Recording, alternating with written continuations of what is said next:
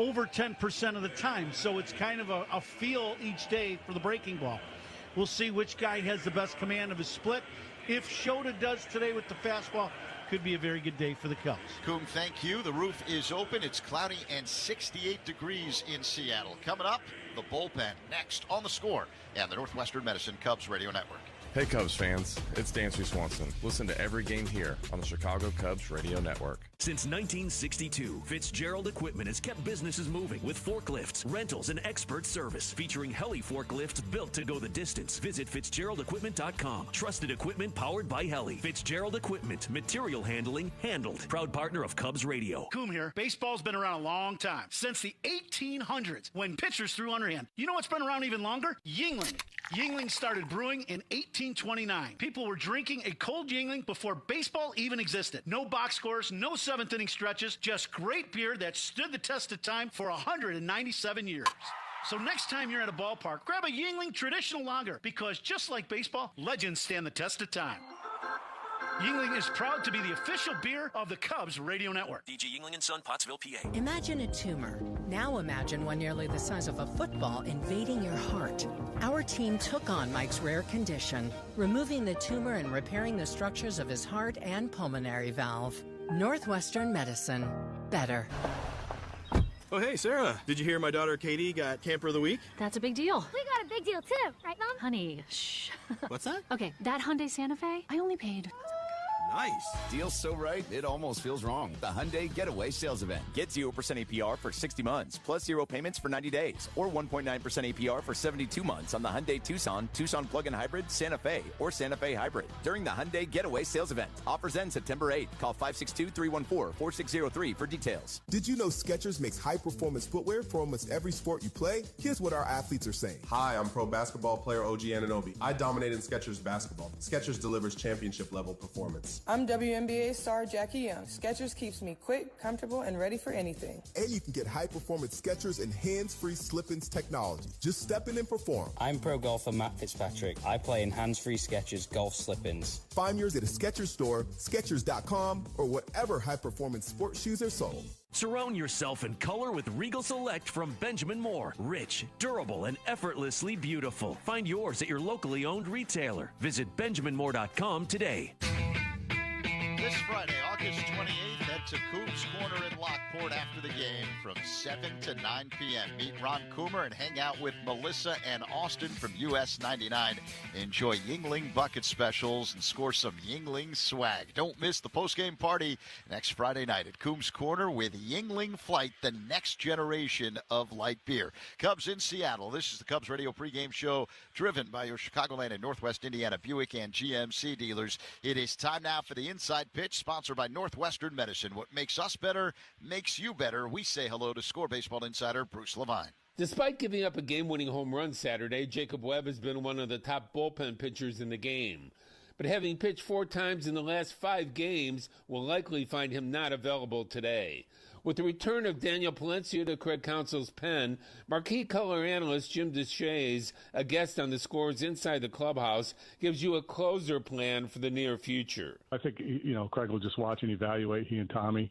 And the hope would be he would throw the ball well enough where you could then use him in high leverage situations late. I don't think Craig he's ever been a guy that's like, okay, you've got the 8th, you've got the 9th.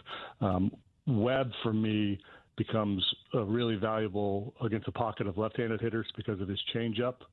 So I could see, if Daniel gets back doing his thing and he's throwing the ball really well, I think they have 2 really good options to finish off games. Zach, Webb has certainly not lost any status or trust with Counsell, but incorporating a swing and miss element with Palencia could give the bullpen a different look the last 35 games of the season. Good point, Bruce. Thank you. The Cubs strongly encourage the use of all public transportation, especially CTA buses and trains when traveling to Wrigley Field. For all games, the Cubs offer a free bike valet service located by the Addison Red Line station. For details, visit Cubs.com/transportation. Coming up, Bregman is boshing. That's next on The Score and the Northwestern Medicine Cubs Radio Network. Cubs Talk on your ride home. Spiegel and Holmes, afternoons 2 to 6 on 104.3 The Score. Hi, I'm Patty, founder of Awesome Text. I started with a big idea to give all clothes a new life by turning them into recycled fibers and threads. Everyone told me that this was going to be impossible, but Chase for Business believed in me. They gave me a lot of guidance from the beginning. Get financial guidance from bankers in the Chicago community and convenient digital tools all in one place.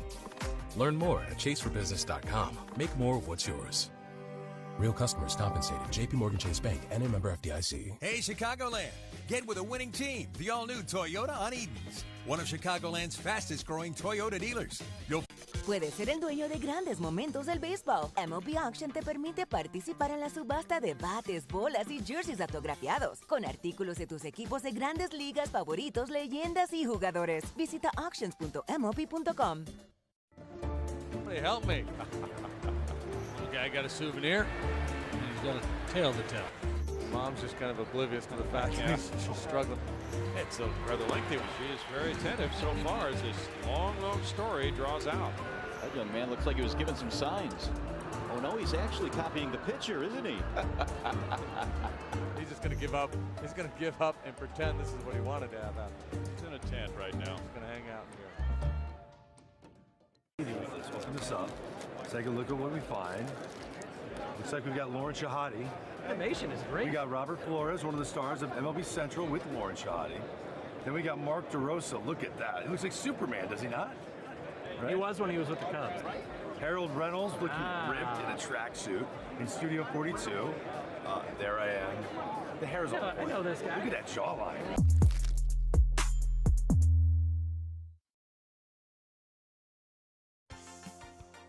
Baseball's top all-star vote-getter, Shohei Ohtani, treated us to yet another milestone before the break. After launching an Oppo Taco rocket for homer number 299 in a Dodgers win earlier this week, Shohei Ohtani hit career home run number 300 on Tuesday night. 2-0, swung on, drilled deep to center field. It is back, it is gone! Home run number 300 for Shohei Ohtani. Oh, he mashed a milestone in his first at-bat, a show that never ends.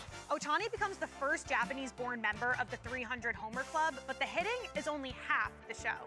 On the mound, this two-way Titan is completely crushing it. A frontrunner in the NL Cy Young race with a microscopic ERA under 2.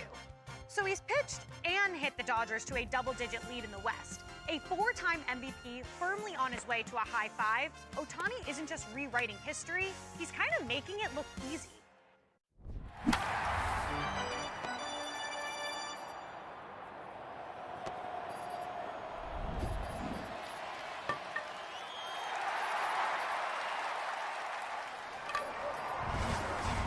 Under traditional lending guidelines, expanded access to funds up to $5 million. Because every small business deserves the opportunity to change their community in a big way. Learn more at oldnational.com/empowerment loan. Old National Bank. Get old. All loans subject to credit approval. If the security interest is property insurance will be required. Minimum loan amount $25,000. Additional program qualifications or restrictions may apply. For full details, contact an Old National banker. Former Bears head coach Dave Wanstead bearing down for the start of football season on The Score, but also still having time to show up in our Cubs radio broadcast booth. I was listening to you guys a night or two ago, and I said to my wife, listen to these guys. This is so good. The description and everything about what you guys do a fantastic job. Wani knows Bears, but he also knows a good baseball broadcast when he hears it. Listen to Coach Wanstead throughout football season talking Bears, right here on Sports Radio 104.3 The Score. Loving it. Save time every time for a great haircut. Just download the Great Clips app or check in online at greatclips.com. Great Clips. It's gonna be great. Today's veteran of the game is John Pappas from Elmwood Park, who served in the United States Marine Corps. Thank you for your service. Sponsored by JeffBuysYourHouse.com. Veteran-led and trusted since 2007. Cubs Mariners in Seattle. This is the Cubs radio pregame show, driven by your Chicagoland and Northwest Indiana Buick and GMC dealers. In our Cubs conversation, this is the last year longtime Mariners radio man Rick Riz will be calling baseball. Riz is retiring at the end of the season, his 41st with the M's, a journey that has taken him from Chicagoland to the Seattle Mariners Hall of Fame. Zach, I just got goosebumps. You know, it still hasn't hit me. We were celebrating 50 seasons of Mariners baseball a couple of weekends ago. We brought back our 50 top players in our history. They were all on the field at the same time, and I'm emceeing the event. And so then I turn it over to Alvin Davis, to John Stanton, our managing general partner. And then all of a sudden he starts talking about me. And here's all these 50 greatest players in Mariners history. And then he announces that I'm going to be the newest member of the Mariners Hall of Fame. And I just broke down. I'm a crybaby. I got that from my mom growing up in Chicago. And it still hasn't hit me yet. But it's a tremendous honor to be in the Mariners Hall of Fame with Dave Niehaus, who's a Hall of Fame broadcaster. And it all started, Zach, growing up on the south side of Chicago and 12807 Carpenter Street in Calumet Park, Illinois. We had a sandlot behind my house. And just like the movie, we even had the dog. Remember in the movie, there's Hercules. He steals the signed ball by Babe Ruth and everything. The kid doesn't know who Babe Ruth is. And, sometimes the ball would go into Moe's backyard. He was a German Shepherd. My job as the littlest guy, fastest guy, I had to jump over the fence, get that ball, throw it back onto our sandlot, jump over the fence, keep playing. I did it every time except one time. Mo got me right on my butt. I had a German Shepherd hanging off my rear end. I said, Mo, let me go. And he let me go. Thank goodness. He was a good dog. He wanted the ball, too. And I fell over the fence. We kept playing. But anyway, I fell in love with the game of baseball, watching the Cubs during the day, watching the White Sox at night. I love Ernie Banks and Ron Santo, who I got to know because he grew up here in Seattle, went to Franklin High School here. And, Billy Williams. And then Louis Aparicio at night was my favorite player. My dad and I would watch or listen to the games. But Jack Brickhouse was my hero. I wrote him a letter when I was 12 years old, 1965. And he wrote me back this letter, what you would tell any 12-year-old kid, believe in yourself. And so I had the pleasure of meeting him in 1983 when I got to Seattle at spring training. It's been an incredible run, but it all started for me on the south side of Chicago, rooting for the Chicago Cubs and the White Sox. What was it about Jack Brickhouse that created this love of play-by-play broadcasting? Mr. Brickhouse and Lloyd Pettit and Lou Boudreau and Jimmy West, all those guys with the Cubs made me feel like I was at Wrigley Field. I could see Wrigley Field. While I was playing in my sandlot with the weeds and the rocks and everything, that was my Wrigley Field. That was my Comiskey Park. And I remember listening on the radio, Zach, and thinking, one day I want to be the next Louis Aparicio. I played on the JV team at Southern Illinois University, and I saw a slider, and so that dream came to a screeching halt in college. But I remember listening to the radio and how Mr. Brickhouse made the game come alive to me, and I thought to myself, why can't I do that? I would love to do that. Get paid. I didn't know how much they got paid to be at a ballpark and do play-by-play like that. So what I would do is I would come home from school, Zach. My mom was the biggest Cub fan in the world. She had a little black and white television set. She loved Ernie Banks and Ron Santo and Billy Williams. I would go downstairs, turn on the TV set, turn down the sound, and do play-by-play, pretending I was Jack Brickhouse. My mom one day goes, Ricky, what you doing down there? I said, Mom, I'm busy. The bases are loaded, and Ernie Banks is up. And she was the best, Julie Riz. I miss my mom and dad. But that was so much fun. I was doing play-by-play when I was 12 years old because of Jack Brickhouse. He made the games, seem so vivid and alive for me that I thought to myself, why can't I do that? So I tell kids that. Find out what you're good at, what you're passionate about, and make a career out of it. When did you know that you were going to be a big league broadcaster, that you had the ability to do it? Wow, I spent 8 years in the minor leagues, Zach, and man, I wasn't ready when I first started. Right out of Southern Illinois University. My first job in 1975, I was washing uniforms. I was a clubhouse guy in Alexandria, Louisiana, doing 3 innings of play-by-play. My good buddy John Dietrich, who grew up in Hershey, Illinois. And, you just believe in yourself. You think that one day you're going to have a chance. I mean, when I started, there were only 24 teams. But I gave myself 10 years. But I felt like... The MLB app. Yeah, it's got game. This game. These games. All the games. Pre-game. Post-game. And everything in between.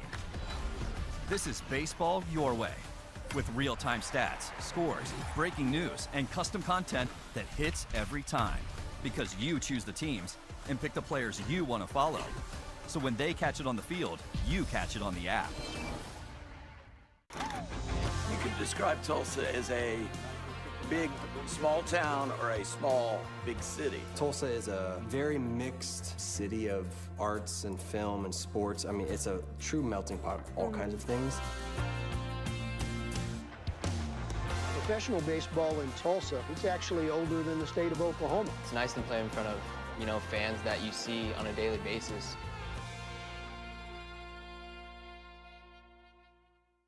Popped up. Long run from McMahon and Wells. Who's going to get it? Wells slides and makes the play. Nice. Oh, what a flip from Walsh to get the force at second base. Swung on and a rocket to right. Leaping catch by Adele. Waldy has got it. Ryan Waldschmidt with another rolling grab in left field. Nice play by Ellie De La Cruz. Tough backhand ranging to his right. Diving stop third by Freeman. Pops up and makes a great throw. What a play by Freeman down at third. Right center field. Bateman coming on, and it makes a sliding catch. The Rockets are right. Coming in. Rodin with the dive, and Rodin is able to make that play. Fly ball to right field. To the corner goes Fernando. At the wall. He leaps to Fernando. Yeah! Makes the grab. Here's Kobe Mayo to start. You're trying to beat McClanahan, who's 7-0 lifetime against Baltimore. How about Mayo? Doesn't matter where he bats. He'll demolish it. Deep over the wall in left field. Wow! That ball was absolutely punished. Number 16 on the season for Kobe Mayo. Goodness gracious. Did you hear how loud that was? That ball was absolutely scorched. 468 feet.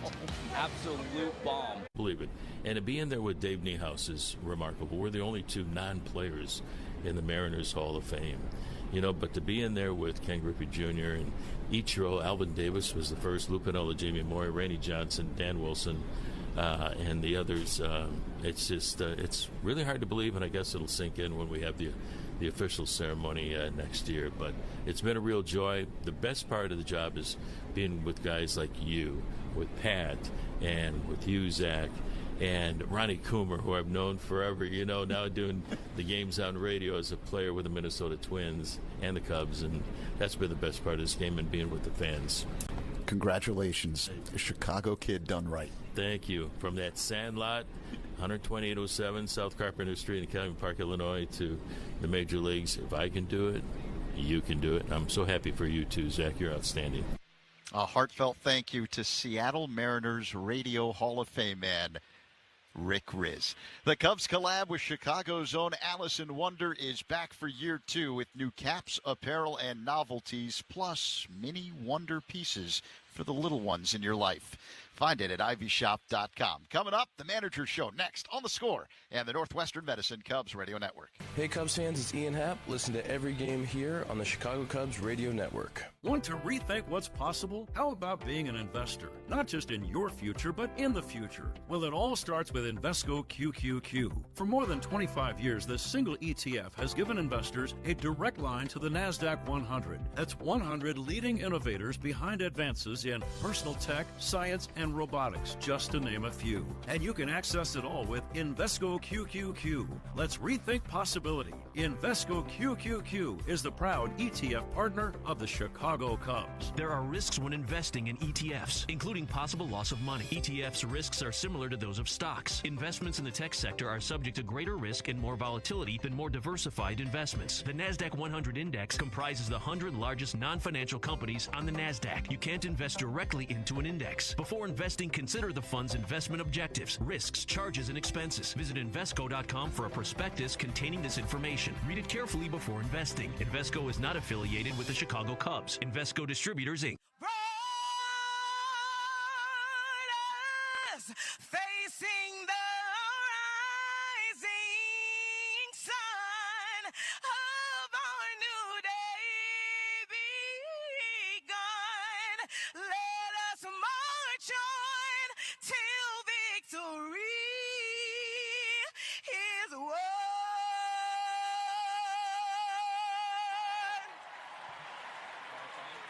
And now, please remain standing for the performance of the Star-Spangled Banner.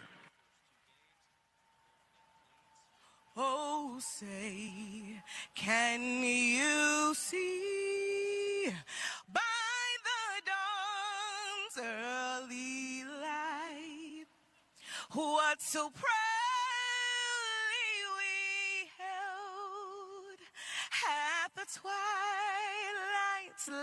eyes gleaming, whose broad stripes and bright stars through the perilous fight.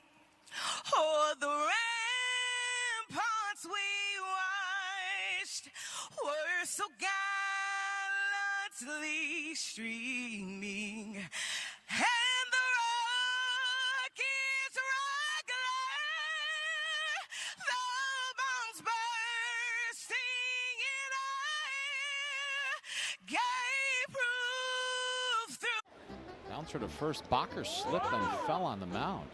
He just fell. He just slipped. Elise, is that you? Oh, I didn't go to journalism school for nothing. Oh, man. That guy's all right. He got a baseball. He's got a headache. Twins game at 1:10, wedding at 4:30. Miles fouls the ball, loses the bat. It's caught in the on-deck circle by Alex Call. Miles will get a little more high toward. Popped up. Long run for McMahon and Wells. Who's going to get it? Wells slides and makes the play. Nice. Oh, what a flip from Walsh to get the force at second base. Swung on and a rocket to right. Leaping catch by Adele. Waldy has got it. Ryan Waldschmidt with another rolling grab in left field. Nice play by Ellie De La Cruz. Tough backhand ranging to his right. Diving stop third by Freeman. Pops up and makes a great throw. What a play by Freeman down at third. Right center field. Bateman coming on, and it makes a sliding catch. The Rockets are right. Coming in. Roden with the dive, and Roden is able to make that play. Fly ball to right field. To the corner goes Fernando. At the wall. He leaps it. Fernando! Yeah! Makes the grab! Chris Sale's 10th start of the season was a beauty. He goes 7 innings, giving up just 1 run, and he is in line for his first win against the Marlins. An outstanding outing tonight by Trey Savage. 6 innings, 2 hits, did not walk a batter, struck out 8, kept the Yankees off the scoreboard. 11 strikeouts from Kyle Harrison, matching a career-long outing for Kyle Harrison. So, you just you see the score, you say, oh, they won. Okay, great. I'm sure Zach worries. Zach would probably have a better answer of how to worry. I just give the scores counts. I worry about that. And by the way, first place Milwaukee will be playing the Braves in the Little League Classic later on today. When we come back, the pick to perform next on The Score and the Northwestern Medicine Cubs Radio Network. Spiegel and Holmes, great Cubs guests and more on your way home 2 to 6 on 104.3 The Score. Hey Cubs fans, Southwest Airlines here with more reasons why flying Southwest from Chicago just makes sense. We're famously friendly, nonstops out the wazoo, and so reliable. In fact, the Wall Street Journal ranked us #1, first among U.S. airlines. I guess the answer to who's on first is Southwest Airlines, official airline of your Chicago Cubs. Based on WSJ's 2025 rankings, see southwest.com/WSJ. Cubs in Seattle, the finale of this 3-game set. Who are you banking on is sponsored by Busey Bank. Building business, growing wealth since 1868. I'm banking on Pete Crow Armstrong, who has homered 5 times over the last 7 games. The pitching matchup is sponsored by Ziegler Subaru of Kenosha. Enjoy the laid-back experience of Ziegler Subaru of Kenosha. Left-hander Shota Imanaga is on the mound for the Cubs. 8-9, a 3.77 ERA. He's coming off a quality start against the White Sox last week. 6 innings, 3 earned runs, 7 hits, 10 strikeouts. Right-hander Bryce Miller going for Seattle. 4-7 with a 3.71 ERA, but he was rocked for 5 runs on 7 hits in 4 2/3 last week in Milwaukee. It's time for baseball in Seattle. Cubs, Mariners, Pat, Ron, next on The Score and the Northwestern Medicine Cubs Radio Network. Hey Cubs fans, it's Craig Counsell. Listen to every game here on the Chicago Cubs Radio Network. Hey, baseball fans, step up to the plate like a pro with the world's largest sports book at your fingertips. Circa Sports is sports betting the way it should be, with no bet fees in Illinois. Circa Sports brings you player-friendly pricing, enhanced in-game options, exceptional customer service, and more. Whether you're betting with the home team or scouting the next big matchup, take your swing with the Circa Sports app. Start betting like a pro from anywhere, anytime in Illinois. Download your new bookie today at circasports.com.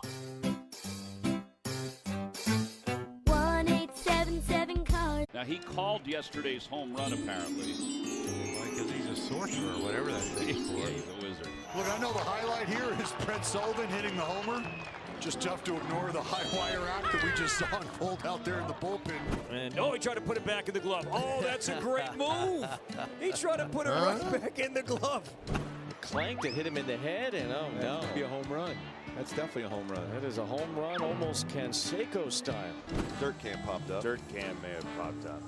What are they messing with dirt can? They trying to figure out what that is. What is this? Anybody? Saya's ready. I think that's Clark's hat. That's not going to work, Saya. But you got to get ready how you get ready. And there's some hits in that hat. Maybe. Here's one to left. Cooper Ingle tracking. 2 outs. He threw it in the stands. He threw the ball in the stands. He thought it was 3 outs. Wow. That's a mistake that I promise you will not happen again from Cooper Ingle.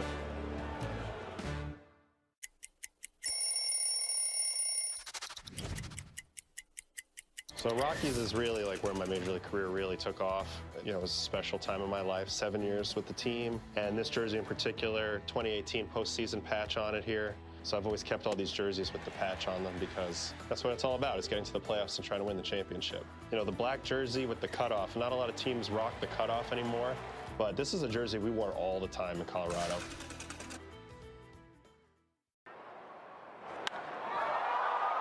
Ohtani launches high in the air toward the Dodger bullpen and into the Dodger bullpen. Number 30 for Ohtani to break the tie here at Coors. Feltner went off speed. He throws the curveball, and it just didn't really do much at all. Just kind of floated up there. You can tell Shohei just sitting on the off speed. You know, that pitch on the outer part of the plate, too. 6th home run the last 13 games for Shohei. Depot, Benjamin Moore, Grand Appliance, James Hardy Building Products, Laturo Tire, It's Not a Game, Illinois.com, Old National Bank, Seaglass Wine, Sloan, Southwest Airlines, Xfinity, your Chicago and Northwest Indiana Hyundai dealers, and Yingling, the oldest brewery in America. And now, here's the Hall of Famer, Pat Hughes, and All-Star Ron Coomer, with all the exciting play-by-play action of Chicago Cubs baseball.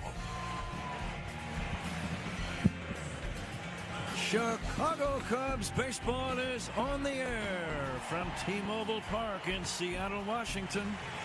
It's time for the third and final game of this series between the Chicago Cubs and the Seattle Mariners. Good afternoon, everybody. Along with former Cub and All-Star Ron Coomer, it's Pat Hughes reporting. It's cloudy. It's warm. The Cubs need a win. The Cubs have lost a couple of heartbreakers here in Seattle. A 10-inning, 6-5 setback on Friday night. And yesterday, a game-winning home run by... Guardians trying to cash in early. First 2 on, nobody out. 2-2 count for Joe Adell. Hit high, hit deep to left. Gilbert gonna wave goodbye. High into the bleachers it goes. And it's a 3-0 Guardians lead right out of the gate. That makes his knee feel better, I'll guarantee you that. That was a changeup that stayed up, and Joe Adell absolutely punished it. Chris Sale's 10th start of the season was a beauty. He goes 7 innings, giving up just 1 run, and he is in line for his first win against the Marlins. An outstanding outing tonight by Trey Savage. 6 innings, 2 hits, did not walk a batter, struck out 8, kept the Yankees off the scoreboard. 11 strikeouts from Kyle Harrison. Matching a career-long outing for Kyle Harrison and a dominant 2-hit shutout for the left-hander. Wow. Outman over. Outman with the dive! Superman. Hit-saving play by James Outman. Ryan drops his glove on the mound and gives James Outman a standing ovation. First pitch of the game. The pitcher hits it out. A living, breathing statue. Shohei Ohtani. You just don't dare take your eyes off of him. It's a walking history book. It's ridiculous what he does.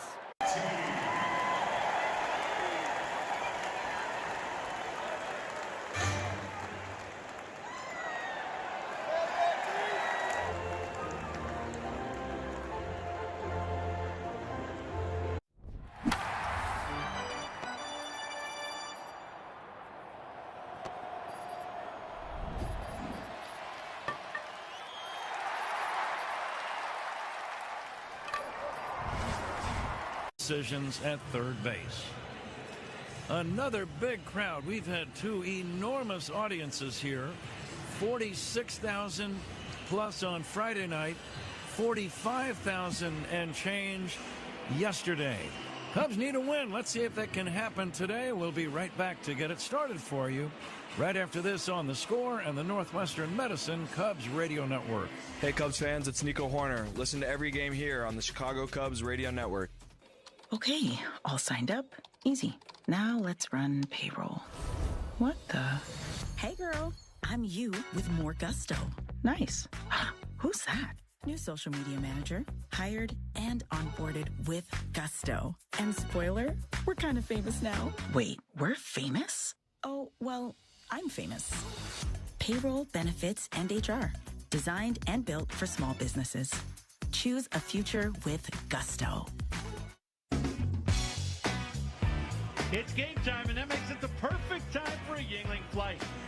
Just 2.6 carbs, 95 calories, and packed with flavor. Flight's the next generation of light beer from the oldest brewery in America. Look for Flight wherever you buy beer. And Patrick, you just said it in your opening statement. Cubs need a win. They've had two tough ball games here. You thought you could possibly have won them both. In particular, yesterday, up 2 runs with 2 outs in the bottom of the ninth. That's baseball, and now you just got to get back on it today, win a game, and then head to Arizona in hope to win a series there. Absolutely, Ron. The starting lineups we gave you, by the way, brought to you by Morgan & Morgan, America's largest injury law firm. It's another warm day here in Seattle. I have not yet heard the exact temperature. It might be right around 70. I'm going to go with 70 until further notice. Ron says 69. Somebody opened the door and it cooled off real quickly there. Yeah, just That's how that happens. Yep. Yes, sir. The Game Time Temperature sponsored by Four Seasons, your trusted local experts for heating, air conditioning, plumbing, sewer, and electric. Cubs occupy the third base dugout here in Seattle. Cubs have the gray shirts and trousers on, red numbers on their backs. Pete Crow Armstrong already in the on-deck circle. He's got his blue Cubs helmet. He will lead off today's game. The Mariners in their cream-colored home outfits. It's not really a bright white. It's kind of a cream, the cream that you put maybe in the morning coffee. Off-white, we'll call it. But they've got that color of shirts and trousers. The rest is navy blue hats and helmets, sleeves, and socks. Uniform description sponsored by Benjamin Moore. On the field or the walls of your home, the right team and colors make all the difference. Official paint of the Chicago Cubs, Benjamin Moore.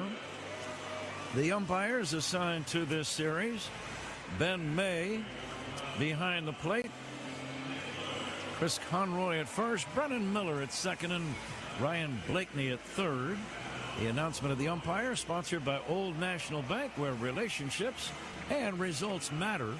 And Ron, there's enough of a cloud cover overhead for management here to turn on the lights prior to this day game. Yeah, we see that a lot now where, you know, the day games, they turn the lights on just to make sure. But it is a cloudy day here in Seattle, and the thing I'm glad about is the roof is open. I always thought this is one of those ballparks, Pat, where it is not an enclosed stadium. It is an open-air stadium with a roof that can just kind of umbrella the top of the stadium, which I thought was a very, very thoughtful thing that they did here in Seattle. But I've always loved coming here, and I'm glad we got the roof open here for this ball game. You're right, Ron. We used to visit the Kingdom in Seattle. It was an indoor ballpark and kind of a dungeon-like feeling inside the Kingdom. Yep, no doubt. We are ready to go. Pete Crow Armstrong leads it off. Plenty of Cub fans here. They've been here all weekend. So even when the Cubs do something well, you will hear some crowd reaction. Bryce Miller, a right-hander, ready to go to work. And this Sunday afternoon ball game is underway. First pitch, Pete takes a strike. And away we go. And Ron, what's the plan against Bryce Miller? Well, you got two guys that are pitching and starting this game today to do things very similar. Miller is a guy, good firm fastball, very straight fastball. Fastball split, top two pitches. Pete takes a curveball for a strike, 0-2. But the thing about Miller is he's got all the other breaking pitches. He just doesn't throw them a lot. So you got fastball that's up around, that 40 to 45%. Split, he throws a lot. And then the rest of them, it's kind of a feel each day of which one is really working as far as the breaking ball. You're going to see a lot of fastball, a lot of split. He's ahead of PCA 0-2. Here's the pitch. Fastball is high. Cubs leadoff man presented by Benny's Beverage Depot. If Pete Crow Armstrong gets a base hit, Benny's Beverage Depot will donate $200 to service dog charities. If you can't find it at Benny's, it's probably not worth drinking. The 1-2, swing and a miss. He got him on a fastball, or he foul-tipped it in and out of the glove. He stays alive. Yeah, Pete barely got a piece of that one. Hits the glove and just bounces away, so Pete stays alive. He led off the Friday night ball game with a home run. And the pitch on the way, off speed and down low. He has led off 7 Cubs games this year with a long ball. 32 home runs for the dynamic Pete Crow Armstrong. Here comes the 2-2 from Miller. Curveball, line drive right to second base. Young makes the catch, and that's out number 1. Sharply hit ball. He timed a breaking ball well and hit it hard, but just right to a defender. Yeah, a little backdoor hook, and it stays out or half. Pete goes out and gets it and hooks that ball, but as you said, a line drive bullet right at Young. Miller's celebrating a birthday today. 28 years ago today, he was born in Texas. He's got a record of 4-7. Here's a swing and a foul by Suzuki out of play. But his ERA is not that bad, Ron. 3.71. Yeah, he has thrown the ball pretty well for the Mariners. There's no doubt. He was hurt right at the beginning of the season with that oblique issue. And then since coming back, he has done well. And as you said, an under 4 ERA. And he does have 90 innings pitched. So he's pitched a lot for them since coming off the injured list.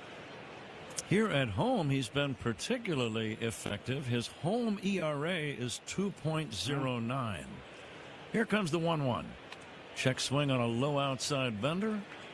No swing for Seiya, Ron. One thing I'll say for the right-handed hitters, he is one of the classic guys that likes to pitch away to the righty, into the lefty. It's like that's his natural side where he throws. Most of his pitches go away. He has to try to really run the ball in. Suzuki fouls one over our heads. Thought I might have added play. I thought you were going to make a leaping effort for that one. Yeah, I did. You just didn't notice. Yeah, the ups aren't quite what they used to be. You know what I'm saying? So you were a decent rebounder at one time? When I was young, I could jump. Now I'm not young. And it goes along with the jumping thing. A lot of us know that feeling. Yeah. It's 2-2 on Seiya Suzuki. They tell me it's fun to jump high. I can't quite remember anymore. The 2-2 pitch is low and outside. It's 3-2. First inning is powered by Invesco QQQ. And we could use a little power in our booth with the jumping, obviously. Less streaming possibility. Invesco Distributors Incorporated. Here comes the payoff pitch to Seiya. Fastball just outside. No challenge from Seattle. I thought they might. It was near the outside edge. It's a one-out walk, and let's see if that sparks a Cubs rally. And once again, that's Miller throwing to that side of the plate against Suzuki and just missed the corner away. Miller lately has struggled in 3 August starts. He is 0-2 with an ERA of over 8. Michael Busch, the batter, left-handed hitter. Michael takes a strike. He also had the misfortune run of starting that game that resulted in an embarrassing 22-0 loss for Seattle in Milwaukee earlier this week on August 18. Here comes the 0-1 to Michael Busch. Low and inside. It's 1-1. In that game, he allowed 5 earned runs in 4 2/3. And then the bullpen just caved in and allowed a ton. He also lost a game to Detroit in a final score of 11-0. High fly ball right center, playable. Robles and Rodriguez converge. It's Robles, the right fielder, making the catch, and that's out number 2. 2 gone, and here comes Alex Bregman. Michael got a fastball down, might have been just outer half of the strike zone, about knee high. Put a good swing on it, just missed, hit that ball a mile in the air. Bregman being booed. He's been booed all weekend long. It hasn't bothered him. He's 4 for 9 with 3 home runs. Keep on booing. Yeah, that's exactly right. Can we bring some of that to Arizona? Swing and a foul at the plate. Because he's been raking since he got here in Seattle. He had the 2-run homer Friday night. Also went deep yesterday. And in his last 25 games, Ron, I didn't realize how hot he's been. Yeah. Last 25 games for Alex Bregman, 353 average, 9 home runs, 23 RBIs, almost 1 a day. Down low for a ball. That's the kind of a string every hitter dreams about. Boy, and that's, here this last month of the season now, this last stretch, just touch over a month, I guess, this dates-wise, but, we're about a month left of baseball games, and Cubs could really use him to heat up and get hot and stay hot like he has been this last month. He's up to 19 home runs for the year. 67 runs batted in, and his defense at third base has just been superb all year long. He's one of the best defensive third basemen in the game today, wouldn't you say? Absolutely. Here comes the 1-1. Low and outside, throwing a lot of breaking balls is Miller in the early going. It almost seems to me like he's trying to find or establish a breaking pitch that he can go with for the game, because he throws so many of them, different pitches, not percentage of how often he uses it, but just which one he's going to use. Bregman is swinging a miss, and the count 2-2. 331 feet down the line in left, 326 to the corner in right. The alleys, 376 left center, 380 right center, and 401 to straightaway. Check swing foul back on a high fastball.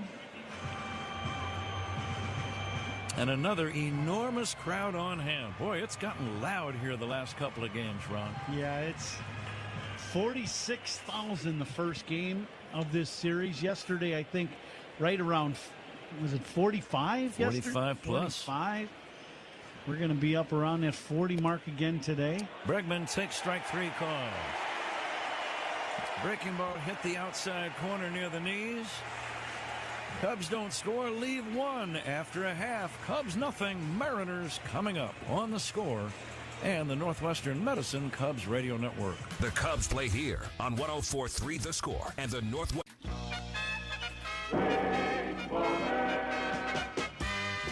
Billy the Marlin riding by in the pickup truck. AJ didn't have a good release point on this fastball. AJ nailed him. Just a little outside.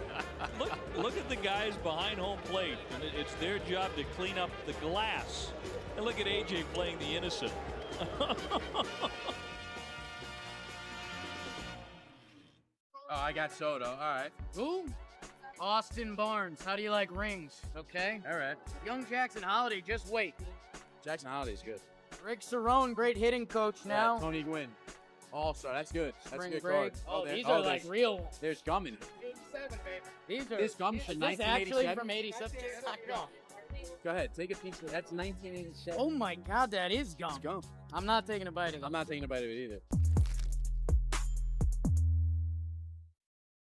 Puedes ser el dueño de grandes momentos del béisbol. MLB Auction te permite participar en la subasta de bates, bolas y jerseys autografiados, con artículos de tus equipos de grandes ligas favoritos, leyendas y jugadores. Visita auctions.mlb.com.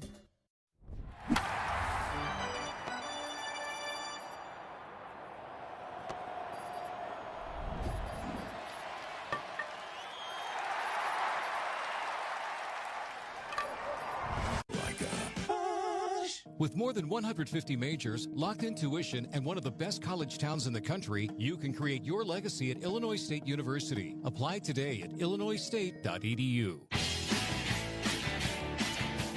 Bottom of the first inning, Shota Imanaga working on Randy Arozarena. Arozarena had 2 home runs yesterday, including a game-winning walk-off in the bottom of the 9th inning. He's got 19 home runs. He also made a great leaping catch to steal a home run away from one of the Cubs.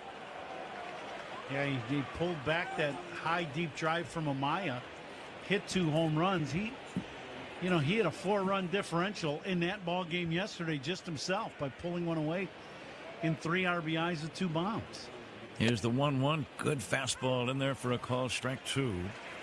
Shota Imanaga, 8 wins, 9 losses. Season ERA 3.77. And this is when you need your veterans. You need everybody, Ron, but especially I think you've lost the first 2 games, tough losses. You need a veteran or 2 or 3 to come through today to help you win a game. Yeah, Cubs need Shota. They have a good ball game today. 1-2 pitch, dips low and in. What are some of his keys? Well, I think at the end of the day, command of his fastball is vital because the split comes off the fastball. If he's got good fastball command, he makes it difficult for hitters to watch. Fly ball to deep left. Back goes Happ near the left field fence at the wall. It's gone. A home run.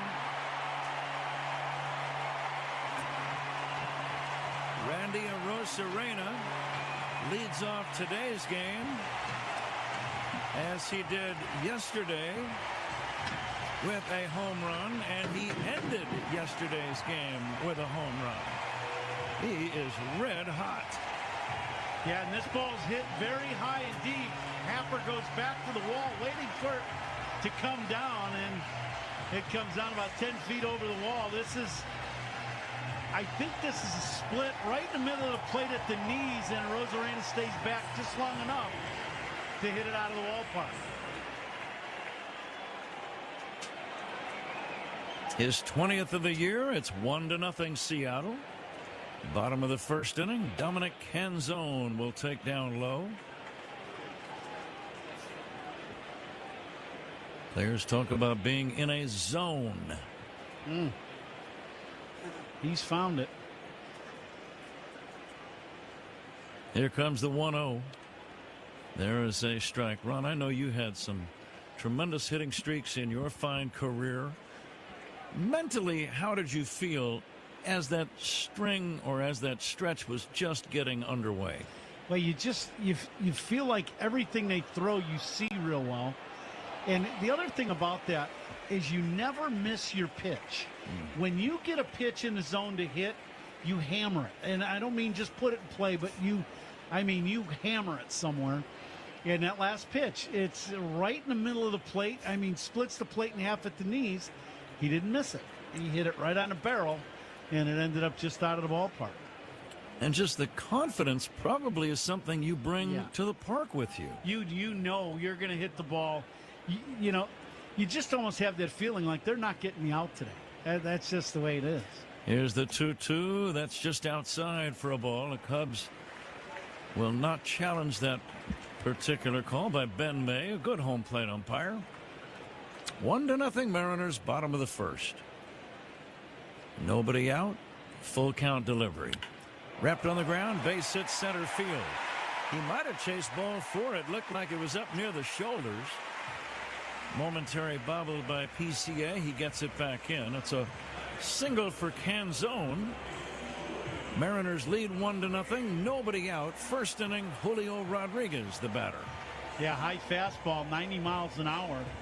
Probably shoulder high that got hit in the center field. Speed gun powered by Xfinity. Reliable Wi-Fi at one price for 5 years. Xfinity. Imagine that. Here's the pitch to Julio Rodriguez. He takes ball 1.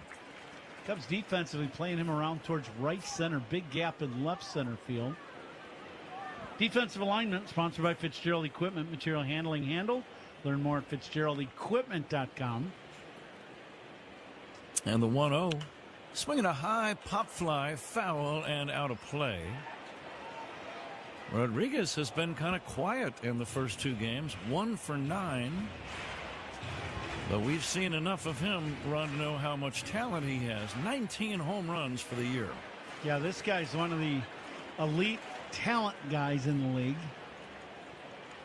And the 1-1. Fly ball, he got jammed. Playable in center for PCA. Drifting in, the left-handed center fielder makes a routine catch. And one center fielder has just flied out to the other, and the batter is Cal Raleigh. This is one of those days today that this ballpark is going to play like it normally does. To hit a home run today, you got to hit it. You got to get on it and hit it out of the park. You're not going to get that ball like we've had the last 2 days with the hot, humid weather, where the ball carries an extra 15 or 20 feet. Raleigh homered in the opener on Friday night. Big burly switch hitting catcher, batting right-handed, takes low. This is a guy that's, to me, his swing looks really good. He's got to be probably healthier right now than he has been all year. His swing looks good. The 1-0. Fastball in there for a strike. 1-1. Feel Like a Bosch prediction brought to you by Bosch Power Tools. Feel like a Bosch.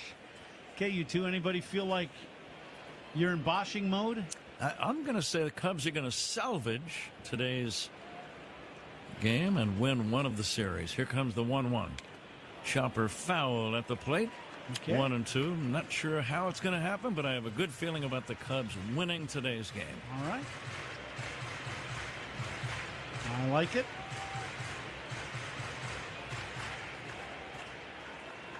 Cubs still the National League wild card leader, but by only 2 games now over the sizzling Phillies, who've won 8 in a row.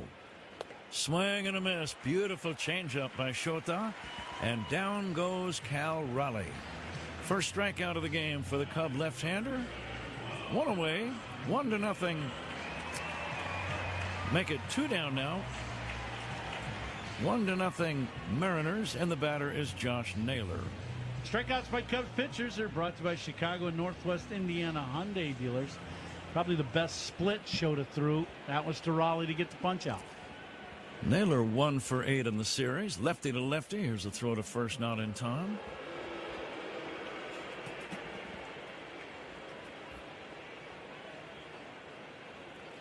Cubs now 7 games behind Milwaukee for the division lead.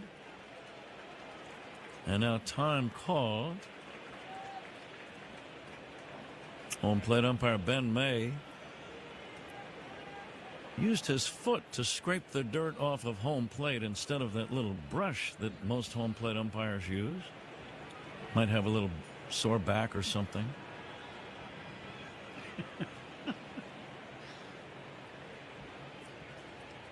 Lefty to lefty. A long set by Shota, and the pitch to Naylor is taken high for a ball. It's amazing now with all of the stuff that is asked for of the home plate umpire in the game, where you got to have microphones and earpieces, and you know you're getting ready for a game. It's not just the little brush, your ball pouch and mask and chest protector, and let's go get them, and clicker. Yeah, right. The indicator. The indicator for the ball straight. No, you got a lot going on now. Wonder if they have somebody down there helping them with all that. 2 balls and no strikes on Naylor. Here's the pitch by Shota. Check swing. It's high, ball 3. No swing. I think one thing that's been confirmed to me regarding the umpires with the new challenge system and everything, just how good the umpires really are, Ron. They are the best in the world, just like the players in the game are the best in the world. I would absolutely agree. Here's the 3-0. And that is a strike. Naylor taking all the way. Here's where you got to be careful now on 3-1. You got to make a quality pitch. Naylor's going to be hacking. He's going to be looking to do some real damage on this pitch. If you can throw a fastball away, you might get a little ground ball. Line drive, base hit to center. Stopping at second on the play, Canzone. And the Mariners now have 2 men on with a run in, leading 1-0. And with 2 outs, the batter is Weston Wilson. Fastball away, and Naylor didn't try to pull it. He just goes with it. It's a bullet over Nico's head, who shifted playing up the middle. Ball hit sharply in the center field for a base hit.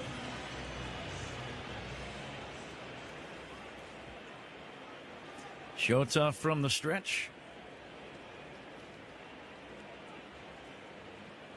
And the pitch on the way. And the right-handed batter takes inside for ball 1. Shota up to 24 pitches in this first inning is not over yet. PCA now shades this right-handed batter toward the left center field gap slightly. And the pitch, swing and a miss. One of the best off-speed pitches he has tossed. That was a good split.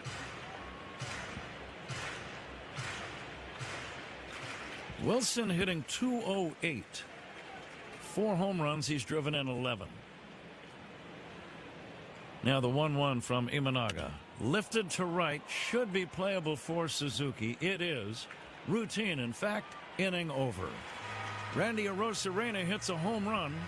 The Mariners leave 2. We go to inning number 2. Seattle 1, Cubs nothing on the score, and the Northwestern Medicine Cubs radio number. It was a defensive play so iconic that we simply call it the catch. This is the glove Willie Mays had when he made that catch. This is great. Oakland pitcher Dave Stewart was named the World Series MVP. It really comes from like the kings of Siam would give their courtiers white elephants, which were sacred animals. They need to know this story. That's amazing. Nobody could steal a base like Ricky. I'm the greatest of all time. Thank you. So imagine making steals in these stuff. So these are Thai Cubs. And these are Thai Cubs. So what I want to know is, were they ever swabbed for the DNA of opposing pitchers? Roberts is no stranger to stolen bases himself. That's what makes it special, is that everybody knew he was going to steal. Roberts is going. Safe. You know what they say, one great play deserves another.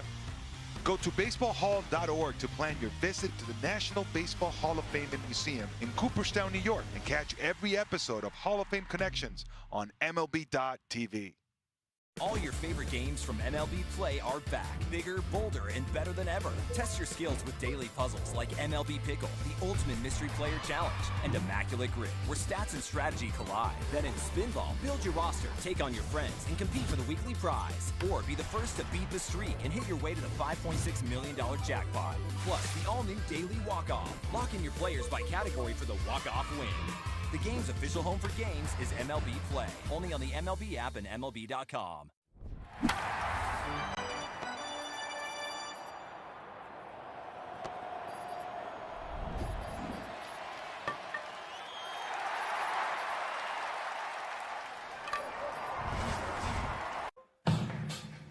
Top 2 in Seattle. Mariners leading the Cubs 1-0. The second inning is brought to you by Sea Glass Wines, delivering crisp, refreshing flavors that hits every time. Pat? All right, Zach, second inning. Ian Happ first up. Switch hitter batting left-handed against Bryce Miller. First pitch taken high. 1-0 Seattle leads. Got an email a day or two ago from our good friend Mitch Rosen, the executive producer of Cubs Radio. And he let us know about the Iowa State Fair going on over in Des Moines, Iowa. Here is a swing and a foul at the plate by Ian Happ, and I believe today is the final day. That's correct. Boy, there are some delicious sounding foods over there. Mitch sent me a little list here. Classic and savory favorites like the traditional corn dogs. Yeah. Those remain a top draw alongside Midwestern meat staples like the famous pork chop on a stick. There you go. And also, don't forget this one, Ron, pork belly on a stick. Here's the 1-1 pitch taken high by Ian Happ. See, now I'm a corn dog and a pork chop on a stick. That's yeah, I like that. It says those are available at the Iowa Pork Producers Stand, which makes all the sense in the world to me. 2 balls and a strike on Happ. Ian will take a strike. Kind of odd if they were at the dairy part of the stand, yeah. Don't forget desserts also, the sweet and dessert treats. Oh, yeah. What would be your favorite on that list of desserts? I'm having a hard time picking because they all sound delectable. Oh, wow, okay. Deep fried sweets take center stage with items like the Oreo Brownie Blast Waffle on a stick. Oh, yeah. That's got you written all over it. I could see you having that during a broadcast, you know, kind of getting the book nice and chocolate. Yeah, I could just see that. That was right in your wheelhouse. I'm going to read it again because there's a lot going on. There's a lot of moving parts in this sentence. Yeah. The Oreo Brownie Blast Waffle on a stick. How can you go wrong with that? Think of the stories you could tell, for one thing. 3-2, the pitch to Happ, dribbled foul. There's also cheesecake on a stick. Oh, there you go. That's more my speed. Is that your speed? Yeah, I'm a cheesecake person. That's fine. And how about the deep fried strawberry shortcake on a steak or on a stick? Either way. Well, on a steak that'd be an extra meat item that we're not really talking about here. Inadvertently we were. Here's a chopper foul right side. What about some of the odd dishes that they have at the state fair? These haven't been odd enough? Oh no, that chocolate blast thing with the waffle and all that. No, that qualifies. That definitely. Yeah. But they have some odd items usually at the state fair. Are there any in that email that you see? Why did you look at me when you said the word odd? Here is a swing and a foul off to the left out of play. We've been partners a long time. I think our fans know we're both a little off center. I'll bounce back. I'll be fine by Thanksgiving. Okay, I'll be well, all that's right. good to hear. Yeah. How about wild and adventurous bites? Here we go. This is what I'm talking about. Now, This has got you written all over it. Well, it says for daring fairgoers, and that would be me. Here's a chopper, or rather a pop fly foul down the right field line and dropping out of play. For daring fairgoers, the menu pushes boundaries. Oh, I can't wait to read this. With unusual handheld choices such as the, are you ready? Rattlesnake corn dog. Served at Pioneer Wagon. Strike 3 called. Happ is out on strikes. One away, second inning. Seattle on top 1-0. So you got the rattlesnake corn dog served at Pioneer Wagon. The lobster corn dog. That's a little better. Now here's an exotic one that I was looking at earlier. So the rattlesnake wasn't? It was plenty exotic. Yes, it was. But how about this? PB&J corn dog. Oh, really? Peanut butter and jelly corn dog. How do you get peanut butter and jelly on the stick to deep fry it is my question. By being very brave. Okay, got it. Now, what would you think if you went up to the stand and you got a rattlesnake corn dog? Like, do you dip that in mustard, or what do you do with that? Well, I would, because I got nothing. I'm not sure. I would make sure that the rattlesnake had expired. That would be first of all. Yeah, that would be very important. Right. Yeah. And Does then it go come from with the there. rattle? And then once I breathe the sigh of relief, then I would go from there. But I just haven't eaten many foods with the word rattlesnake attached to them. Led kind of a sheltered life. Here's the 0-1 pitch taken high for a ball. Actually, a delayed call by Ben May. It's a strike to Nico Horner. Anyway, it's a lot of fun at the Iowa State Fair. Today, the final day, so don't miss out. Don't miss out on the old rattlesnake corn dog, folks. Here's a bouncing ball to a charging third baseman Wilson, running throw to first to get Nico Horner. And that's out number 2. Nico bounces out. The batter is Pedro Ramirez. See, now the last thing about that is Steak the Burgo just sounds like just, normal stuff now, doesn't it? Sort of. Yeah. Yeah, that is outstanding. We thank them for being a great sponsor. They really are. We hope everyone has a good time. That's the main thing. It's a lot of fun. Pedro Ramirez will take a strike. 0-1. Now, I know that you did a charitable event earlier this year where you were in a seat and they had to hit a bullseye and it would plop you in the water. Yes, that's now, I'm correct. sure they have those things over at the State Fair. Yeah, I would think something. Yeah, I would think so. Yeah, we did that for ALS, right? It was the ALS weekend, and the Sloan Company, who is a great sponsor. 0-2 pitch swung on and missed by Pedro Ramirez. And the Cubs do nothing in inning number 2. We go to the bottom of the second inning. It is Seattle 1 and the Cubs nothing on the score. What is something that you snack on that you don't worry about? I love Uncrustables. I could eat like 10 of them in one sitting. And no regard for his body? I don't even wait till I thaw out. Hey, put them in a toaster next time. Just toast it, yep. It'll change your life. Yeah, just an incredible play by Riley Green. You are an all-star on the field and off, bro. I appreciate it. Hey, thank you. Riley Green, bro, food genius.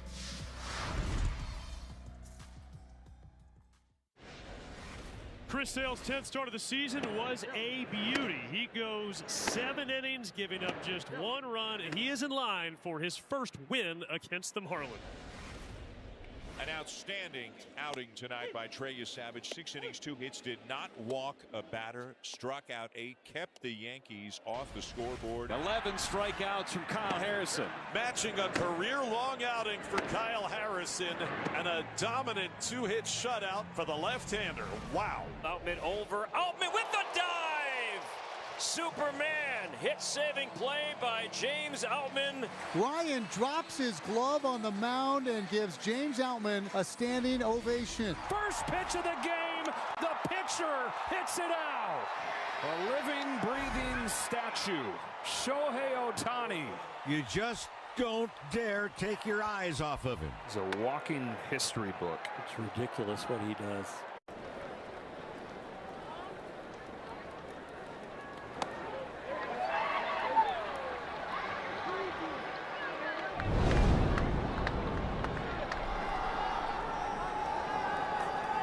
COLLOPY at villageofbedfordpark.com. Join the Cubs on Wednesday, September 2nd to celebrate First Responders Appreciation. Fans who purchase tickets through Cubs.com/specials will receive a special edition Cubs quilted fleece and challenge coin presented by Wendella. Don't miss out on this offer. Pat? Okay, Zach. Cole Young, left-handed batting second baseman, has played every single game for the Mariners, which is rare for a first-year player. Hitting .253. He's got some pop. Doesn't look like a big power hitter, but he's got 15 home runs. Yeah. He's having a very good year. Reliable at second base. One of those guys that, you start building teams around, having core pieces. He seems like he's one of them. I think managers appreciate guys who not only play every day, but want to play every day. Well, when you come to the ballpark, I just know this from talking to my old managers. When you come, your name's already in the lineup, and it takes a lot to get you out as opposed to trying to get you into a lineup. 1-2 to Young, fouled away. Ron, go ahead. But it's just important. I do think what you're saying is absolutely correct. If you're a cornerstone player, the way you become that is you play every day. You're not looking for ways to get out of the lineup. You're looking to stay in. Here comes the 1-2 to Cole Young. Check swing. It's down low for a ball. I always felt like when I came to the park, if it was borderline whether you thought, in the morning, let's say, you could play or not that day because you're banged up. I always thought, that 20 minutes before game time, you get that additional, adrenaline rush about playing, and you'd be fine. Swing and a miss. Beautiful off-speed pitch by Shota. Probably a splitter. Young is the strikeout victim. Second one in the game for Imanaga. Strikeouts by Cubs pitchers brought to you by your Chicago and Northwest Indiana Hyundai dealers. One away, 1-0 Mariners second inning. The batter is Victor Robles. But a manager has so much on his mind every single day. Who's available? Who can I count on in today's bullpen? But the more guys that you don't have to worry about, the happier you are as a manager. Yeah. If I can just pencil in the name Coomer and put him 4th or 5th in the order, that's a luxury for a manager. No doubt about it. I couldn't agree more. Cubs have quite a few of those guys. Dansby, he's on the injured list right now for the first time, but, he's an everyday guy. Nico, Bregman, they're Bush. They're in there every day. Pete, another guy, Petro Armstrong, Suzuki, they're in there day after day. Got to throw Happer. You're talking about the Cubs lineup right now. That's pretty good for them, as far as getting in that lineup day after day. There's a strike to Victor Robles. Robles has not started a game in this series. It's 3-1. Shota Imanaga on the mound, fires. That ball is off the inside corner, ball 4. Robles is on. And it brings up Leo Rivas, who had the game-winning RBI in the 10th inning for Seattle. Rivas has been a killer for the Cubs in this series. He came into this series hitting 136. He got the big 2-out hit yesterday to extend the inning, and then he was on base for the 2-run homer. Rivas will take a strike. That was all in the 9th inning with 2 outs. Double, a single to drive in a run, and then a Rosarena hit the game winner. The set and the 0-1. Off speed and low and outside, 1-1. Cubs will head to Phoenix, Arizona, and take on the Diamondbacks for the next 3 games. Night games tomorrow and Tuesday, and a day game Wednesday. Swing and a foul back.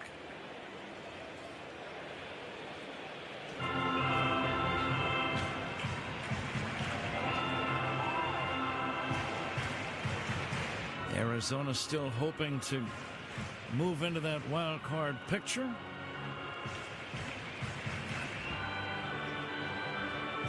Cubs have the top wild card record. The Phillies 2 games behind the Cubs.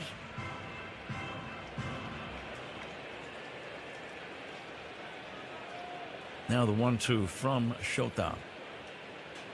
Toss to first, diving back in safely is Robles. Still cloudy and warm. 1-0 Seattle, bottom of inning number 2. And the runner goes. The pitch taken outside. The throw to second base. Not in time. Kelly's throw sailed toward first. Shortstop Horner, or it was actually the second baseman Ramirez, that had to come off the bag and lunge to his left to flag down that throw, and just was not in a position to make a tag. Yeah, Kelly got a good pitch to throw on, but you got to have a chance. They had no chance of getting Robles. He got a huge jump at first. He's always had good speed and been a base stealer. Now Shota's pitch, check swing foul by Rivas. Now I'm telling you right now, Robles had a big lead at second and was trying to time Shota. You got to watch him taking off for third base. He's got another big lead. Huge lead at second base. He's running, and the pitch high, throw to third. Wild throw goes into left field, and Robles is going to score a run.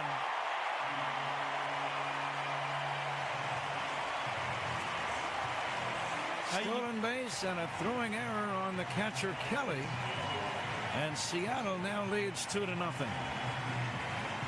He's always had great speed. He's always been, you know, a headache for the opposing team when he's on base. And I saw the very first lead he took was kind of a walking lead. He had a huge lead. And Shota did the same thing again. He came set, looked at him, and then just kind of looking over the dugout of Seattle and held the ball, and Robles took off. And he had a great jump, and he ends up stealing the bag and scores a run. Swing and a miss, strike three. Rivas is the second out in the inning. But now it is 2-0 Seattle.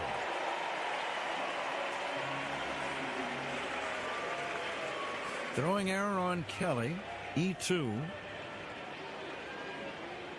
Robles swiping a run. Arozarena the batter. And he'll take high, ball one. But now, if you're Imanaga, you really got to lock in on this hitter because he is so hot. Last thing you want is to make a mistake and have the game 3-0.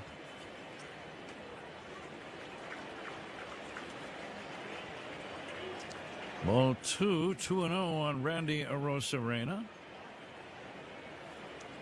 See if Shota can come back.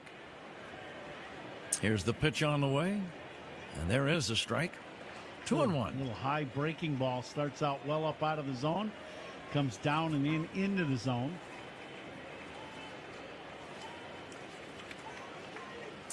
Left-handed pitcher, right-handed batter.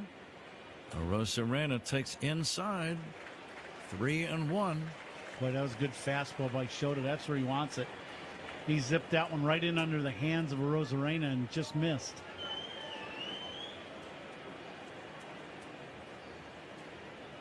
The next offering, swinging a foul to the seats, left side. Look out. A screaming line drive. The one thing I've noticed here in Seattle is their netting to protect the fans is awfully low. It is. It's quite a bit lower than anywhere else we play. Here's a high fly ball foul to left and out of play. Did you notice that, or is that just my imagination? I was just looking at that as you say that, Ron. The netting is not very high at all, and those line drives are the ones that really can do some damage. Yeah. And I think a fan is going to be helped away. Yeah, I think so. From that area. Hate to see that. You want everyone to have a good time and to stay healthy. 3-2 on Arozarena. And the pitch on the way. It's outside. Check swing, no swing. And he likes to run, so we'll keep an eye on Arozarena. 2-0 Mariners.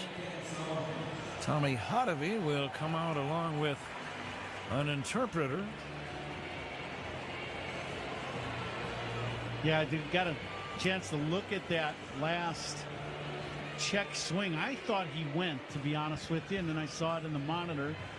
And I have to say, first base umpire Chris Conroy got the call right. There he did not go.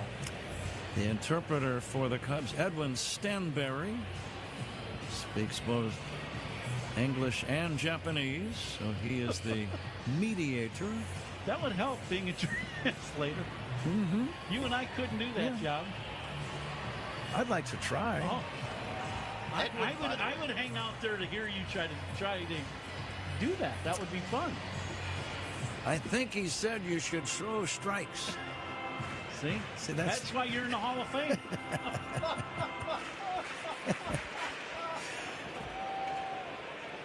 Dominic Canzone, the batter. Lefty to lefty. Here's the pitch. And it's outside for ball one. Now the pitch count for Shota starting to become an issue. He's only in the second inning, Ron. 52 pitches already.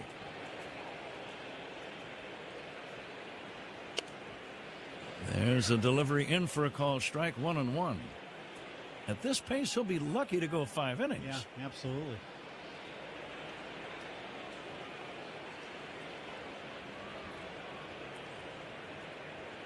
Now the 1-1. Lifted foul, left side, slicing back out of play. Zach Zaidman will be along in the 5th inning to work with Ron Coomer today.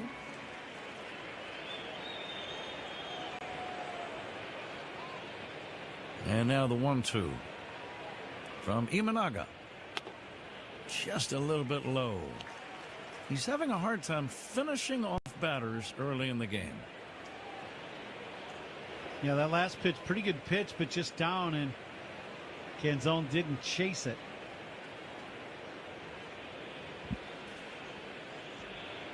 The 2-2 from the Cub left-hander. Lifted, fouled, and back out of play.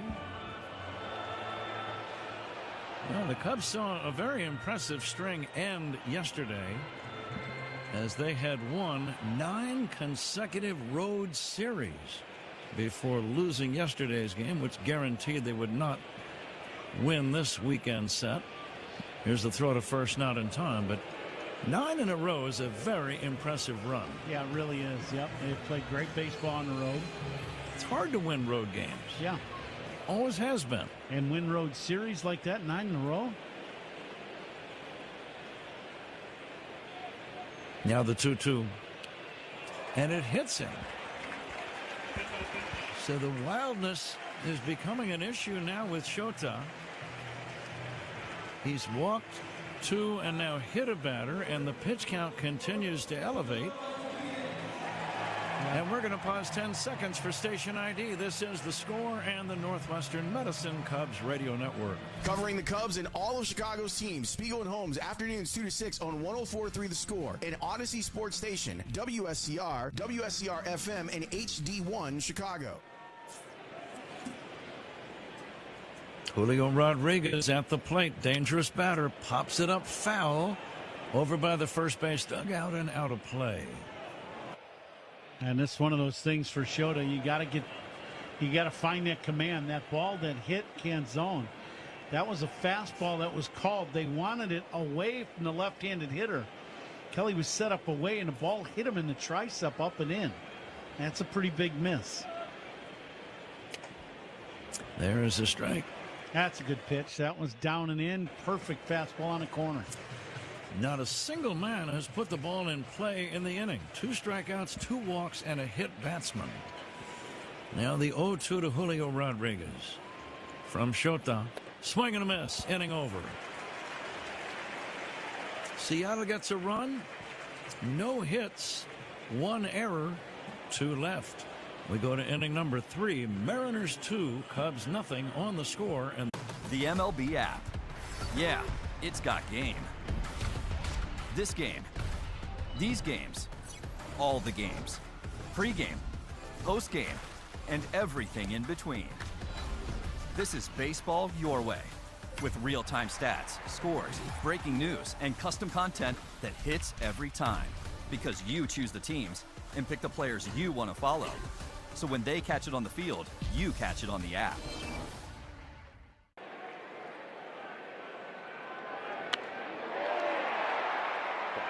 Field as Braden Montgomery with the catch. How about this throw to third? Yeah, buddy! Braden Montgomery, no chance for Tyrone Taylor trying to tag in advance. I'm sure they have a scouting report, and that scouting report probably says that Braden Montgomery has one of the best right field arms in baseball.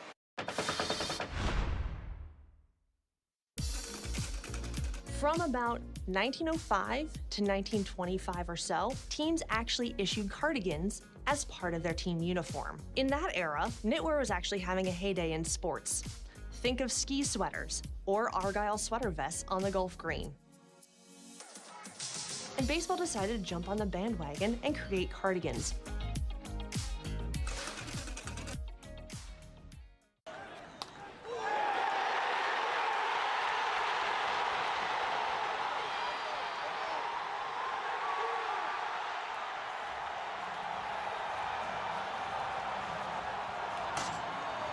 WSJ's 2025 rankings. See southwest.com/WSJ. Michael Conforto is on deck for the Cubs. Who's on deck is sponsored by TimberTech Decking and Railing. Everything wood should be. Visit timbertech.com. Pat? Phillies made it 9 in a row earlier today as they beat St. Louis 6-4 in Pennsylvania. As we go to the 3rd inning, Michael Conforto first up. Cubs need a rally, down by a couple of runs. Conforto takes a strike from the right-hander Bryce Miller. Pat, in that game in Philadelphia, Yeah, the Phillies scored 6 times in the bottom of the 9th to win it. Kyle Schwarber, a walk-off 2-run shot. How about that? The 0-1 drilled to deep right in the corner. That ball is back toward the wall and gone. Home run, Michael Conforto. Cubs get on the board. It's now a 2-1 ball game. Now that's a welcome home for Michael Conforto. Coming back to Seattle to play in front of friends and family, and that's the way to start the day off here on Sunday, is hit a bomb. His 11th of the year, right down the line, fair by maybe 40 feet. It got back in there about 3 or 4 rows. Got a little inside breaking ball about mid-thigh, and he didn't miss it. Conforto's 11th, as we said, his 31st run batted in. And now it's a 2-1 Seattle lead. And here's Carson Kelly.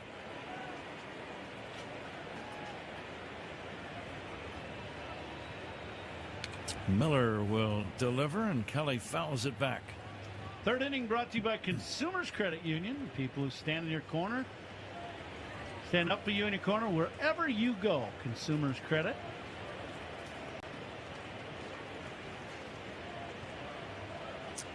Miller coming back. Fastball dips down low. 1-1.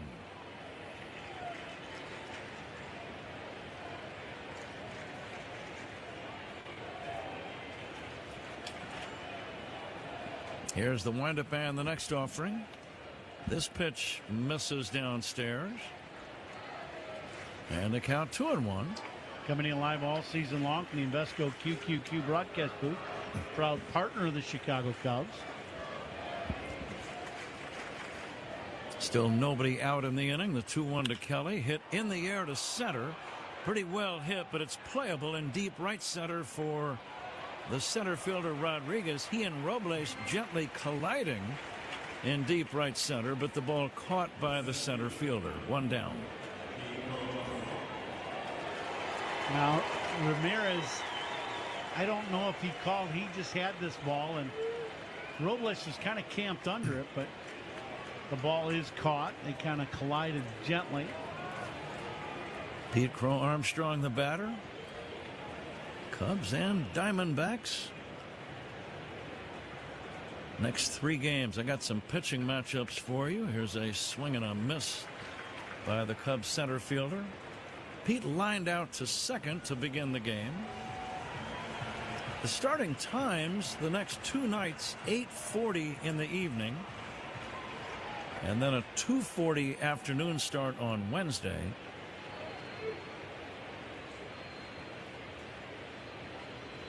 Bryce Miller delivers. PCA fouls it back. Had a good swing.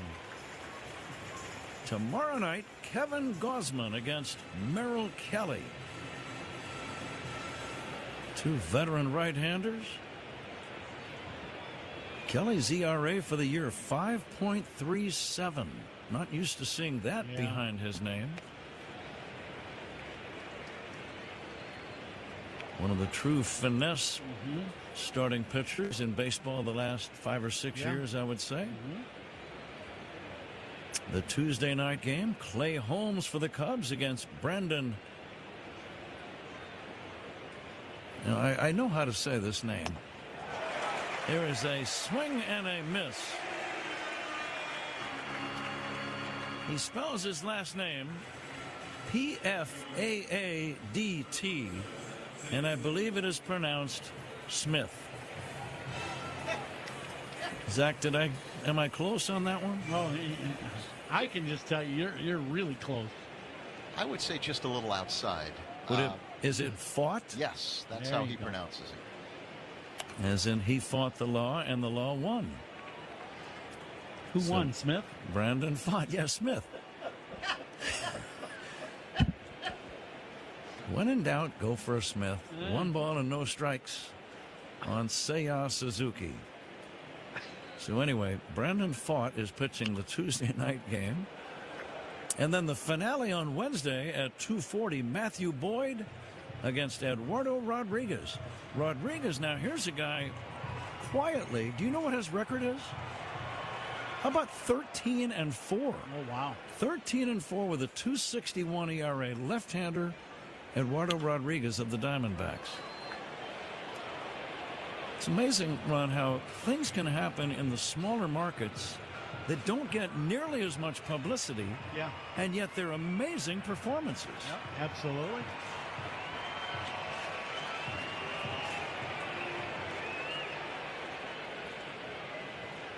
Now the 1-2 to Seiya. He'll take one that bounces in there for a ball. Might have been the first or second knuckle curveball that Miller has thrown, and that ball bounced way short. Seattle leading 2-1, third inning. 2 down, bases empty. 2-2 on Suzuki. And the pitch, low and outside.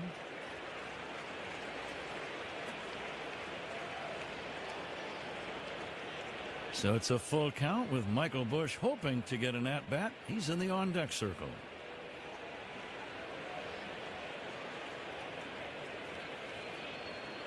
And see if Miller challenges Seiya. Fastball is high, ball 4. So Busch will get a chance to hit. Second walk of the game for Seiya. And Bushy in his last at bat, he flew out to right, but he just missed hitting a long home run. It was a high towering shot. Still overcast at T-Mobile Park here in Seattle. And the left-handed batting Michael Busch with the runner going, takes inside, throw to second, high throw, stolen base. Seiya slides in, stole it much more on the pitcher Miller than he did on the catcher Raleigh's throw. Yeah, Miller with a high leg kick, very slow to the plate. Seiya with an easy stolen base. Stolen bases by the Cubs. They're sponsored by Atturo, Chicago's hometown tire. Get called safe at Atturo Tires. Find yours at Atturo.com. So now an infield, or rather any hit to the outfield could score a run. Busch takes inside. Miller has lost his command all of a sudden. It's 2-0.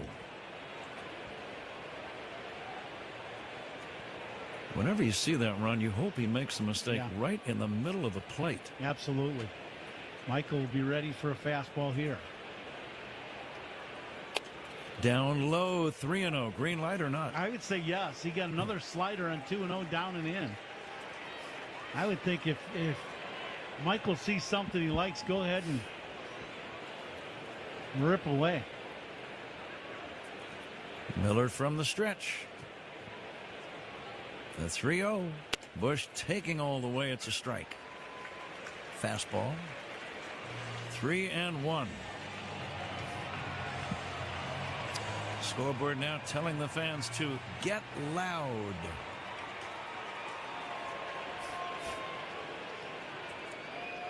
The next pitch taken for ball 4. Back-to-back walks. Ball call's being challenged by the Seattle is going to challenge that call by home plate umpire Ben May. Ball strike challenge. It was a ball. It was very high. Seattle has one remaining. Ball strike challenge sponsored by Northwestern Medicine. Good at bat for Michael. And now, as you were saying, last at bat, one of the hottest Cubs, Bregman at the plate. Boy, Cubs could use a big swing in the bat from him. Walks to Cubs batters. Sponsored by It's Not a Game, Illinois.com. Remember, a walk is free, a DUI is not. Drive sober or get pulled over. Bregman at the plate. Meet of the orders brought to you by Pete's Market, Chicagoland's largest family-owned and locally operated grocery. Pete Woodworth, the pitching coach for Seattle, out to see about Bryce Miller. Now, Ron, if you were batting, the previous 2 batters have drawn walks. What's your approach? I would think the pitching coach is going to go out there and say, okay, we got to get more on the attack. You've got to use your fastball more because the breaking pitch has not been working, in the last two hitters.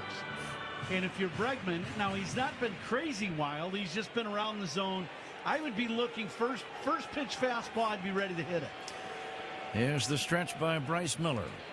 Runners lead first and second. And Bregman takes low and away. Again, not close with that first pitch. That was a breaking ball. Cleanup hitter, sponsored by Chicagoland's Appliance Leader, Grand Appliance. Get your all-star Kitchen at grandappliance.com. Now you would think you got to get a fastball. You would sure think so. Here comes the 1-0. Bregman does get a fastball, but it's low, and it's ball 2. 2-0. Miller, when you look at his hot spots and where he throws a lot of pitches, most of the pitches he throws are away from the right-handed hitter. Outfield deep and straight away. Bregman waits. And the next pitch is a fastball strike called. It's 2-1. That pitch was right at the top of the zone away from Bregman. Probably not a pitch on 2-0 you want to go after.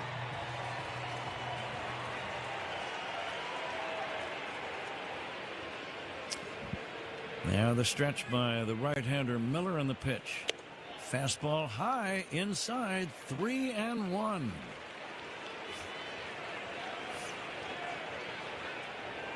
Miller laboring in the inning, gave up the homer to Conforto. Got the next two men, but then has walked two, and he's behind 3-1 to Bregman. Here's the pitch. Outside, they're loaded. 3 consecutive walks issued by Bryce Miller. And I'd be surprised if that does not get the bullpen started for Seattle, as Ian Happ is coming up. But we were talking on at the beginning. He throws a lot of fastballs in split fingers, and then he tries to find which breaking pitch he's going to have command of. Well, I think we got that answer right now. None of them right now. The pitch to Ian Happ. Swing and a miss on the first pitch. That was the split. Happ batting left-handed, struck out his first time. That pitch to Ian was down. Big spot in this game. Bags loaded, 2 down. And the pitch to Happ, high and inside, backs him away. So you could pretty much as a hitter just take away all of his breaking stuff. He's thrown all 3 of them here lately. None of them have been close. It's fastball split right now. Now the 1-1, and Happ swings and misses. He threw a fastball right by him. 1-2. That pitch, I believe, was high. It was. Still has not thrown a strike in the zone this at bat. Now the 1-2 from Miller. Happ rolls it foul. Miller run is up to 68 pitches. We're only in the 3rd inning of this ballgame. Yeah, both pitchers, their pitch counts have really climbed. Bases loaded, 2 down, 2-1, Seattle leading 3rd inning. And the 1-2 pitch from Miller. And Happ drives one in the air to right. If it's fair, it's going to be gone. That ball is a fair ball. Grand slam. Ian Happ. I believe it hit the foul pole. A line drive right down the line and right. Gone by plenty. And the Cubs grab the lead. It is now 6-3 Cubs. Let me double check that. It's 5-2 Cubs. I knew they had a 3-run lead. Ian Happ with a grand slam to right, a 5-run inning. Cubs on top 5-2. Happ's 22nd of the year. He now has 56 runs batted in, and the Cubs have a nice lead of 5-2. Well, for a left-handed hitter, with all the pitches he throws to that side of the plate, you can look to pull the ball as a left-handed hitter. We talked about it right at the beginning. Happer gets this pitch down and in and whacks it off the foul pole. A line smash. Here comes the 0-1 now to Horner, fouled away. You knew it had plenty of distance, Ron, as soon as he touched it. It was just a matter of would it stay fair. Sometimes you can hit a ball so hard it doesn't have time to hook. Yep. Well, he put a good swing on that one. Hands came right down through the hitting zone and right on time. Horner takes high for a ball. Miller up to 72 pitches, which almost gives you a sore arm thinking about 3 innings of work. 72 pitches. Here's a fly ball deep and foul to left off the bat of Nico Horner.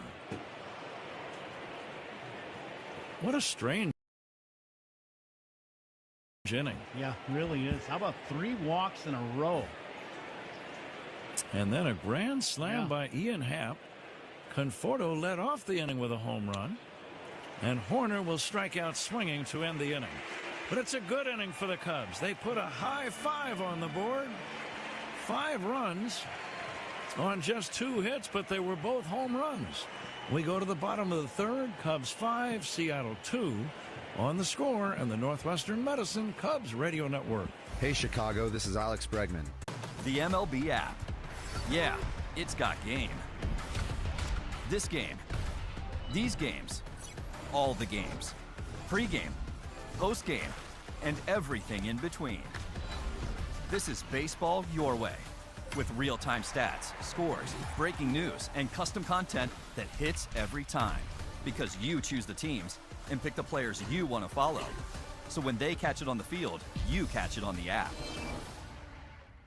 Puedes ser el dueño de grandes momentos del béisbol. MLB Auction te permite participar en la subasta de bates, bolas y jerseys autografiados, con artículos de tus equipos de grandes ligas favoritos, leyendas y jugadores. Visita auctions.mlb.com. To be on a card is really humbling, but also to be able to create cards. Never in my wildest dreams would I have imagined that this opportunity would come to me. But I always say, like, if you stay ready, you don't have to get ready. I was ready for this moment to be able to create these cards to the best of my abilities and to do this project justice. And so I'm super proud to be creating cards. You know, if you asked me when I was playing in 2017 or 18 if that was going to be a thing, I couldn't have imagined.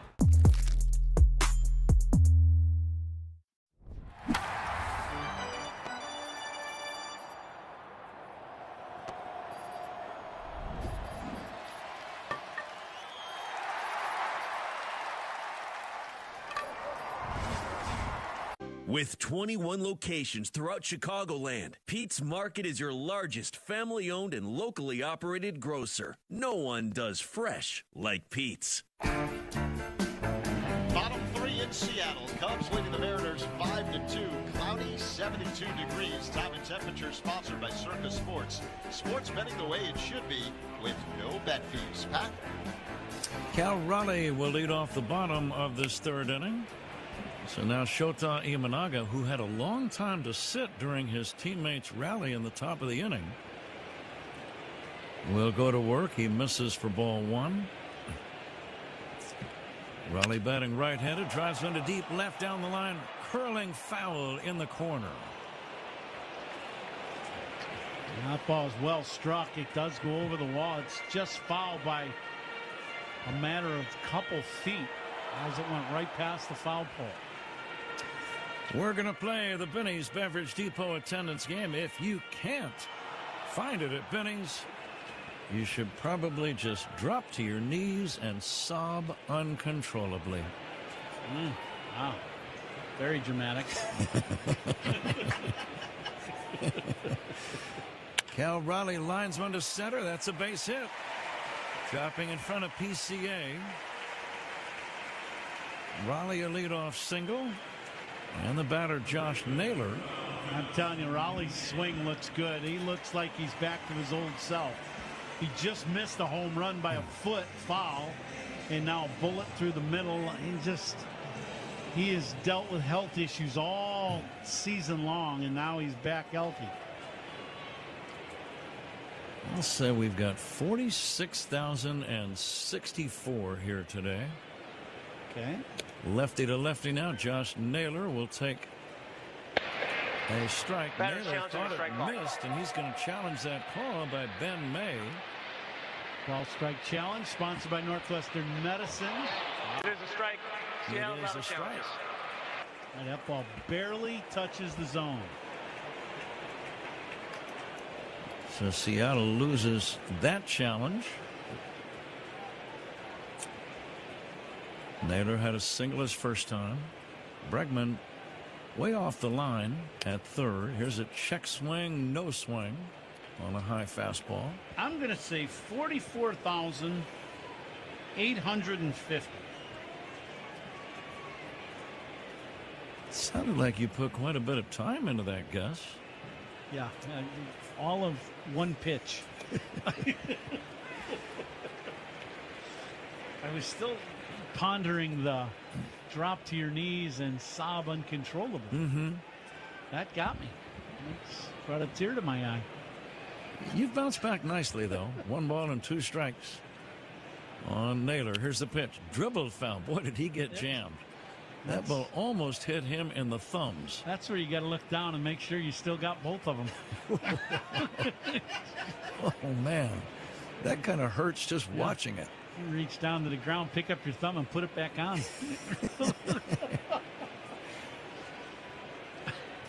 Michael Busch holding the runner Cal Raleigh at first. And now the 1-2. Liner to right, foul. Hanging breaking ball. Shota not happy with himself, kind of snatches at the return throw. Cubs need a win today. They've lost a couple of tough games. They've played well at various times in each of the first 2 games. Losing 6-5 and 5-4. Both were walk-off losses. Those are always tough to take. Outside 2-2. Yeah, yesterday Cubs had 2-run lead, 2 outs in the bottom of the 9th inning. And a double, a single, and a 2-run homer. Naylor takes up high, 3-2. Didn't see that coming last night, No, did you? not at all. Crazy. That's our game is crazy. Sometimes things can happen in a hurry. Now time called by the batter Naylor. I'll make my guess in the Vinny's Beverage Depot attendance game. I'm going to go 45,500. So we're locked in. Now the 3-2 on the way. Pop fly foul over near the Cubs third base dugout, and this ball is going to be out of play.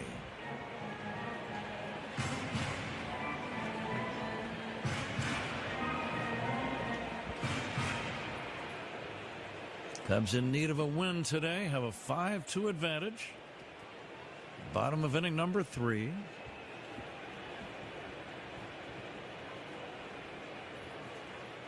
And the next pitch, ground ball, right side, base hit, right field. A soft line drive out of the range of the first baseman Busch. He was holding the runner and just couldn't cover that much territory. And now first and second, nobody out. And the Mariners are staging a threat. You see Naylor with the 2-strike approach, spreads his feet way out, shortens the swing, and that hole on the left side of the diamond, or on the right side of the diamond, when you're holding the runner on for a left-handed hitter, he knows if he can go out and hook that ball, there's a big hole, and he did. Craig Counsell sends the catcher Kelly out to converse briefly with Imanaga. Now Craig himself is going to go out. I think that's going to be the end of the day. Savali is warming up and is ready in the Cubs bullpen. So Shota will leave this game. 2+ innings for one of the Cubs starters. Savali coming in. Cubs pitching changes. Those are always worth noting because they are brought to you by Sloan, the official water efficiency partner of the Chicago Cubs and leader in smart water and commercial restroom solutions. Learn more. A snack. that Freddie cannot resist? I would have to say chips and guacamole. Organic mango, yep. Is that because of the strong Dominican contingent in the major leagues, bro? Has anybody ever struck out and gone crazy and smashed a cooler full of mangoes? Nah, our team's not really into smashing each other's stuff, I guess. Are you a seasoning guy? You like to drown your stuff in dips and sauces? No. Gotta watch my figure. And it looks great, brother. I appreciate it. Very sexy man. Yeah, Let's go, Freddie Freeman, ladies and gentlemen. I got these Topps 1994 baseball cards, Series 2. I collect them like everybody else did back in the 70s. Eventually threw them all away. We didn't save them, and I'm sure they're worth millions now. Let's see what I have here. Ken Griffey Jr., probably the best baseball player I've ever played with in my entire life. Oh man, Lou Whitaker, Bobby Bonilla, Bo Jackson, the best two-sport player ever. Puedes ser el dueño de grandes momentos del béisbol. MLB Auction te permite participar en la subasta de bates, bolas y jerseys autografiados, con artículos de tus equipos de grandes ligas favoritos, leyendas y jugadores. Visita auctions.mlb.com.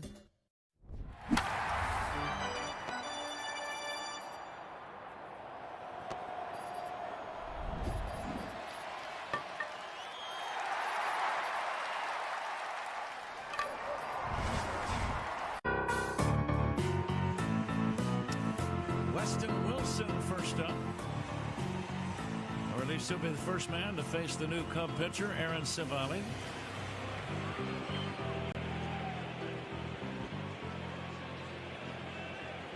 Right-hander against right-hander, 2 men on, runners at first and second. And Wilson waits, Civale not quite ready to go.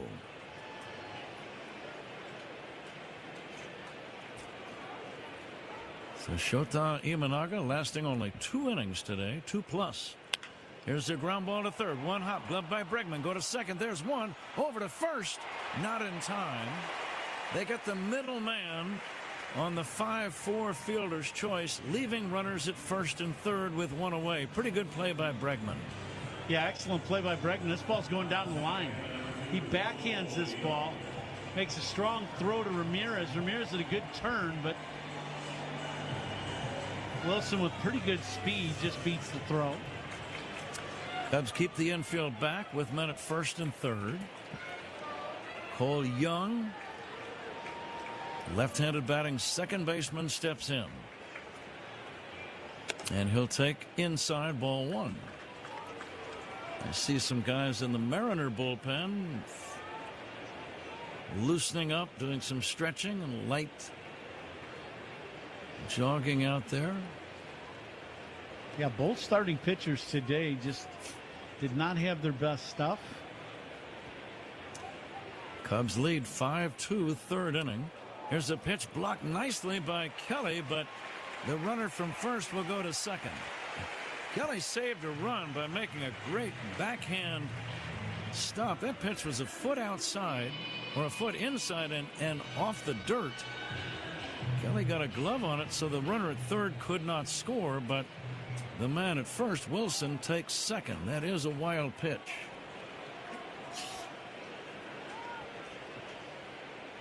And the 2-0 to Young popped up.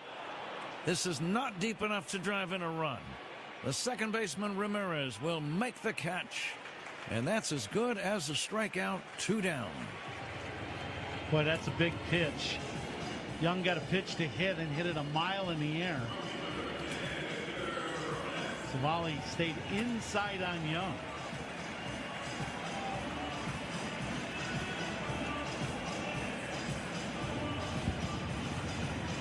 Two down. Victor Robles, the batter. This is a pretty big at-bat early in the game. The lead is 3, but 2 men in scoring position with 2 down. I think they're having issues with the PitchCom device.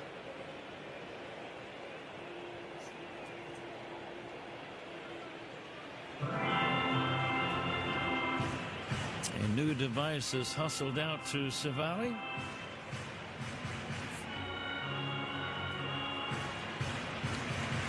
The base runners, Raleigh at third, Wilson at second,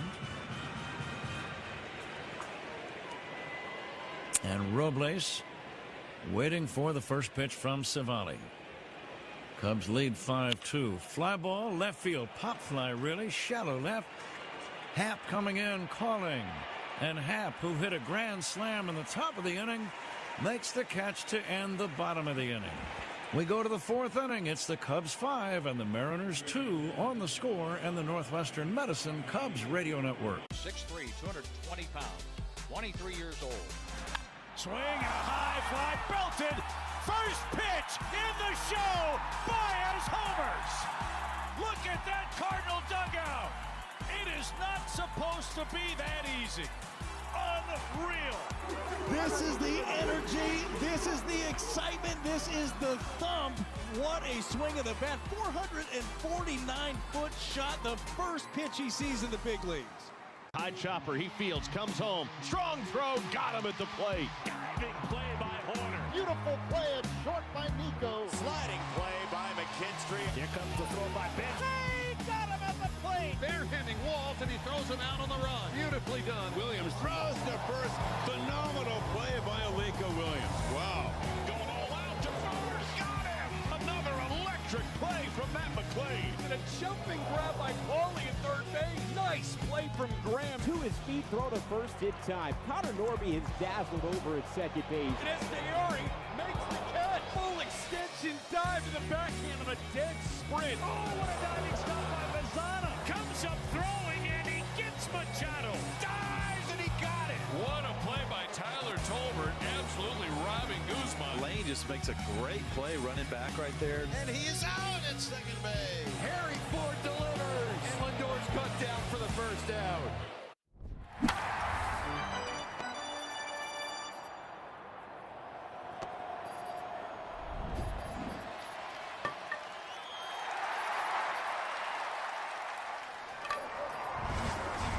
Town Scoreboard, sponsored by Club Citgo. Download the Club Citgo app. Save 23 cents per gallon on your first fill-up.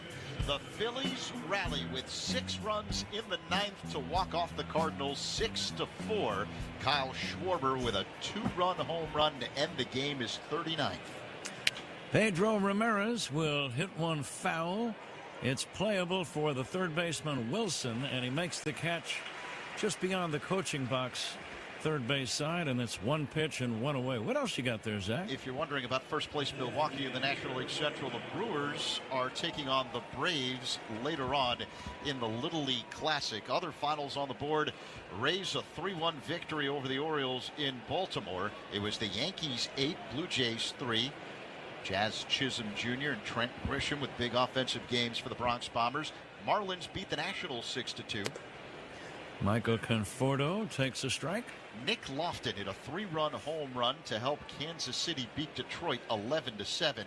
The A's edged the Astros 7-6. The 0-1 pulled foul right side. White Sox a 2-1 winner over the Mets. It was the Rangers 5 and the Angels 3. As for games in progress, Guardians leading the Rockies 6-2 after 6 innings of play. Chase DeLauder with an RBI triple. Red Sox 5, Giants 4. They're in the bottom of the 8th inning. Ceddanne Rafaela with an RBI single for Boston. Conforto lines one into shallow right center. Coming in and making the catch is Robles. Out number 2, the batter Carson Kelly. Top of the 5th in Los Angeles. It's the Dodgers 3 and the Pirates 0. Alec Thomas from Mount Carmel with an RBI single for LA. Padres and Twins tied at 1 after 5 in San Diego. Fernando Tatis Jr. a solo shot, his 16th.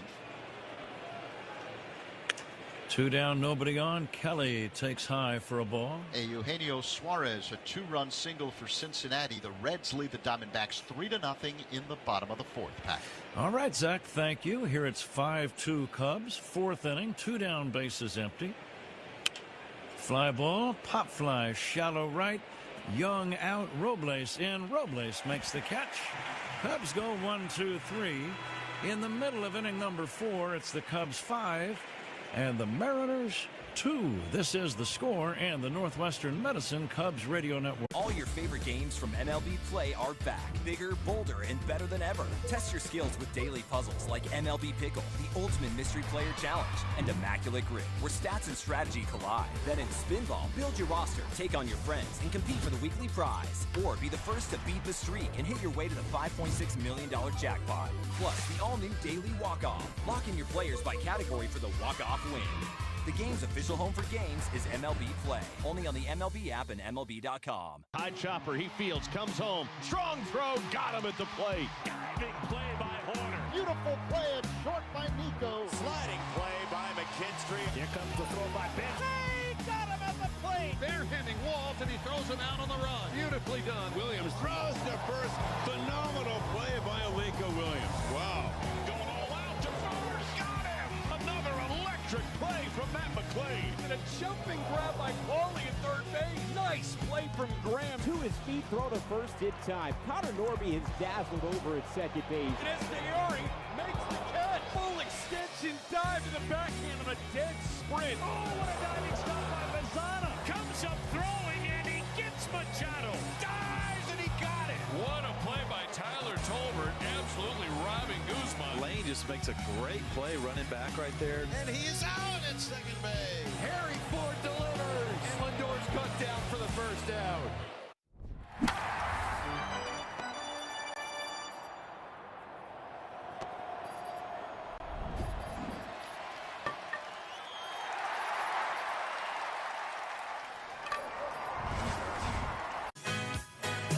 League leaders are sponsored by Gusto. Hire, pay, and grow your team with Gusto. The Phillies' Luis Arraez is the batting average leader in the majors. He's hitting .322.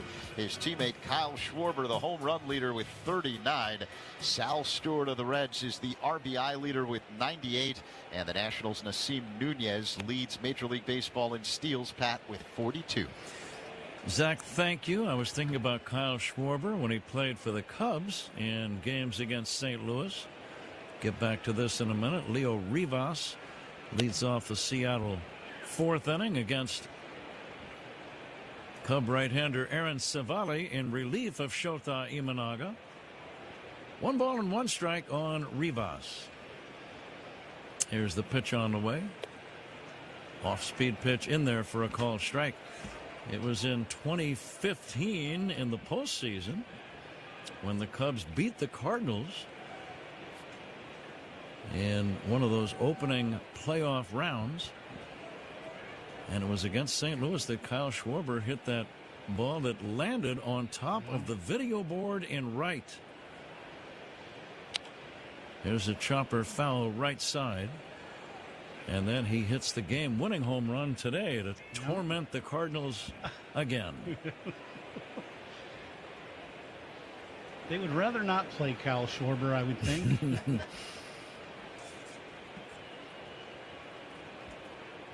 Here's the 1-2. Fly ball to left. Playable for Ian Happ. And Ian will make the catch. And Rivas is out number 1. Cubs lead 5-2. We're in the fourth inning. And the batter is Randy Arozarena. This fourth inning is sponsored by Access One, their Chicago technology partner for managed IT, cybersecurity, business phone systems, and internet services. Access One. Arozarena, check swing ground ball foul. Of course, Ron will never forget the World Series of 16, but that 15 postseason was very, very special as well. Yes, the Cubs did lose in the NLCS to the Mets. There's the 0-1 pitch on the way, swinging a foul back, but beating the Cardinals in a postseason series, that was, at that point, one of the most exciting things I'd ever been involved with. No doubt, and it was the next step that group of players needed to take to win a big series like that.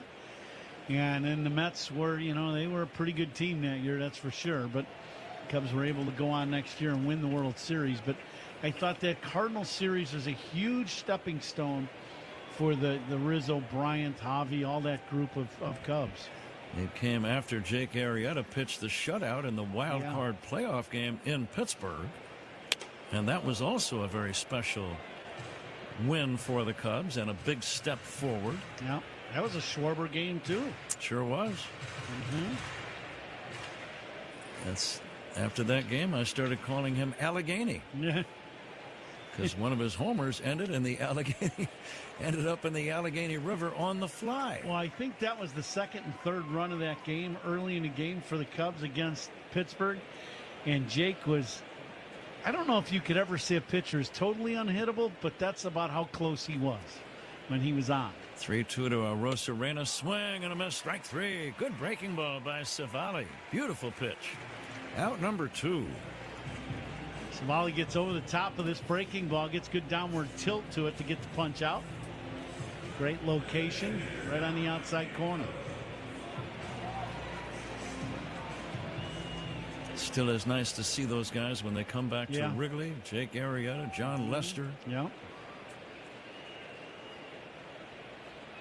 Kyle Hendricks. Here's a swing and a miss. Might have been a foul tip. 0-1.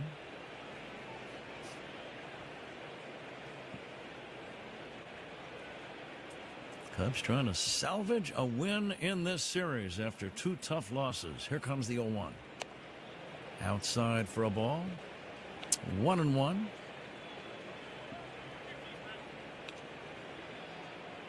So the Phillies now with a 9-game winning streak.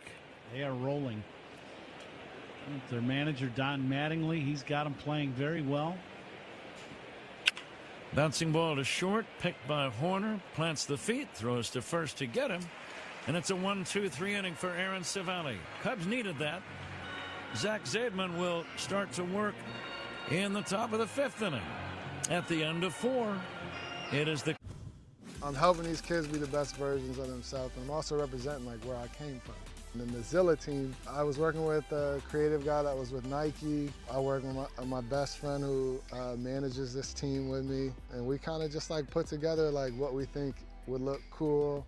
We went like Godzilla theme. You kind of get to help them grow up into a young man and help them just make the right steps forward. And that's really why I started it, to have impact.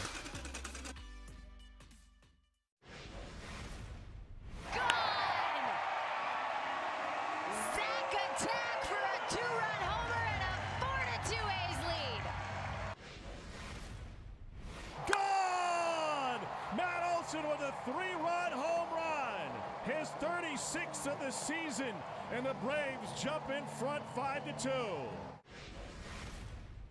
And Logan Henderson, with 7 innings here this afternoon at Dodger Stadium, will leave this game with a 4-1 lead. A sensational performance from Logan here today in Southern California. Deep right center field. Giddy up, baby. Gone! A 2-run homer for Ben Rice. And just like that, a 4-2 Yankee lead here in the 10th. Noah Cameron has his first big league shutout. A 1-hit shutout. That's exactly what he wanted.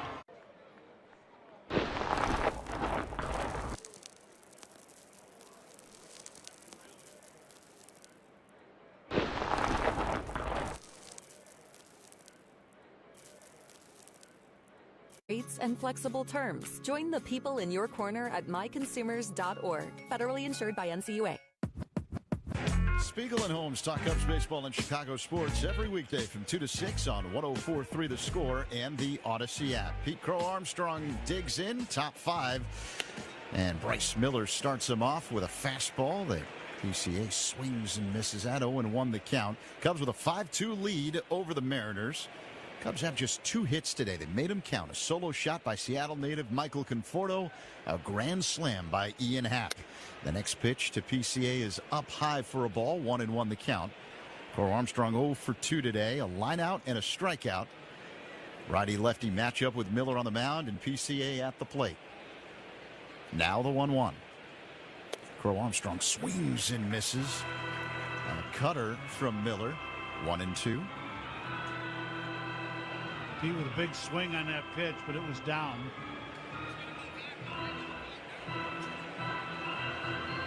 So 1 ball and 2 strikes. PCA adjusting his powder blue batting gloves. And now he digs back in. Miller working on the extreme first base side of the rubber. The right-hander peers in. Now he rocks back and deals. And Crow Armstrong looks at a ball high and outside. A fastball that missed, clocked at 97 miles per hour, 2-2. A mostly cloudy afternoon here in Seattle. Roof open. Temperature in the low 70s. Here's the 2-2.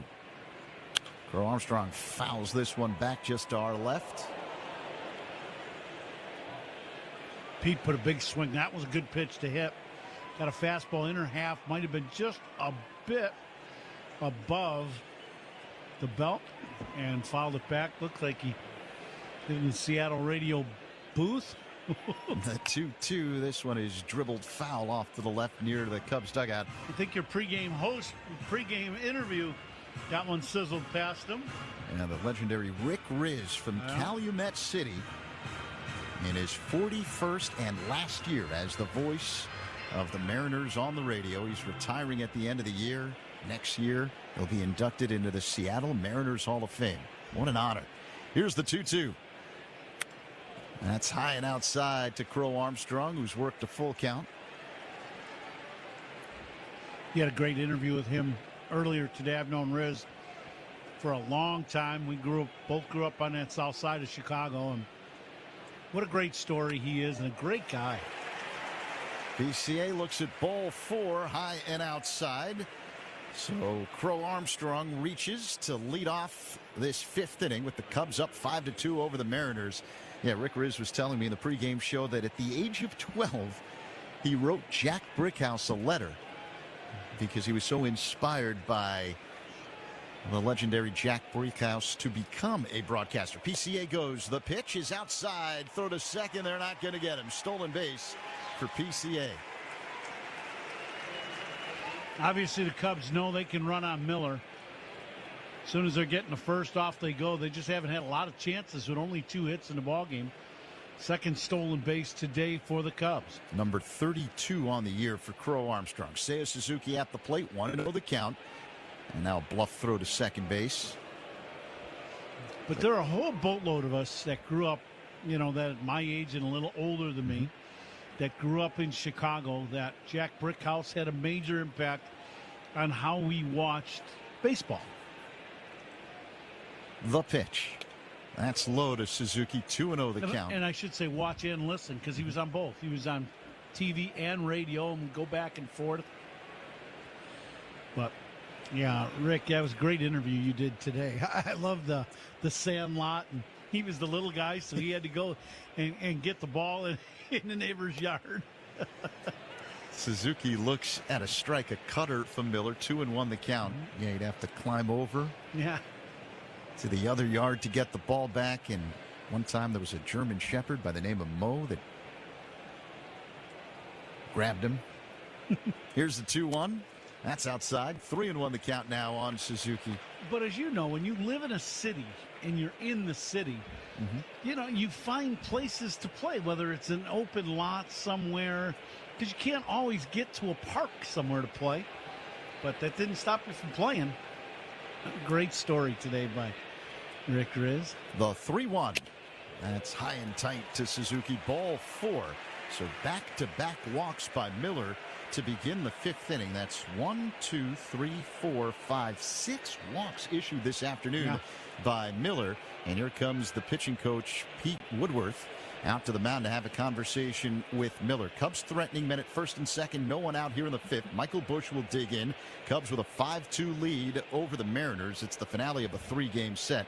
The other thing that struck me in talking to Rick Riz is he was talking about being confident in whatever it is that you want to do, believing that you can do something. Because if you don't believe, who else is going to believe in you? Well, this whole environment that we have grown up in, and I include you in baseball, whether you're trying to hit sliders and play, or you're trying to broadcast big league games or get to the big leagues, you gotta love it. You gotta love baseball to be around it every day. You gotta love going to the park.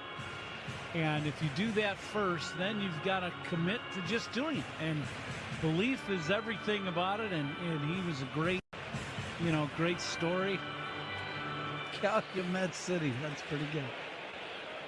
Made me laugh earlier today. So Bush digs in, men at first and second. No one out here in the fifth for the Cubs. Miller, the right-hander, deals. And Bush looks at a ball in the dirt. 1-0 the count. Rick Riz was saying when he went to college at Southern Illinois, he quickly realized he couldn't hit a slider. And that propelled the broadcasting career. It finds you. The pitch is low again. 2-0 on Bush. The breaking ball is the equalizer. It lets you know how far you're going to go in baseball if you're a hitter. You start throwing good breaking balls, and if you can't hit them, better find a new profession. And the fastball was an issue for me, so we didn't even get that far. Well, you found it early. Miller steps off the mound and bluffs a throw to second base. Pete Crow Armstrong is at second. Seiya Suzuki at first. No one out here in the fifth. Cubs with a 5-2 lead. Michael Bush at the plate with a 2-0 count. Miller delivers. Low and inside. It's 3-0 on Bush.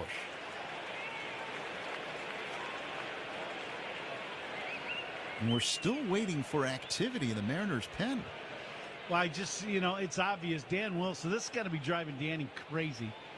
Another Chicago guy from Barrington, Dan Wilson, the manager. And that pitch misses low to Bush. It's ball 4. For the second time this afternoon, Miller has walked the bases loaded. Last time, Ian Happ blasted a grand slam off the foul pole in right. And now red-hot Alex Bregman will dig in. No one out here in the fifth. Bases loaded. Miller remains in the game. Now time called by the catcher, Cal Raleigh. And he'll make the slow walk out to the mound. You can tell the fans here at T-Mobile Park not happy that Miller is still in the game. No, and it's obvious that Dan Wilson probably only has a couple relievers available for him today.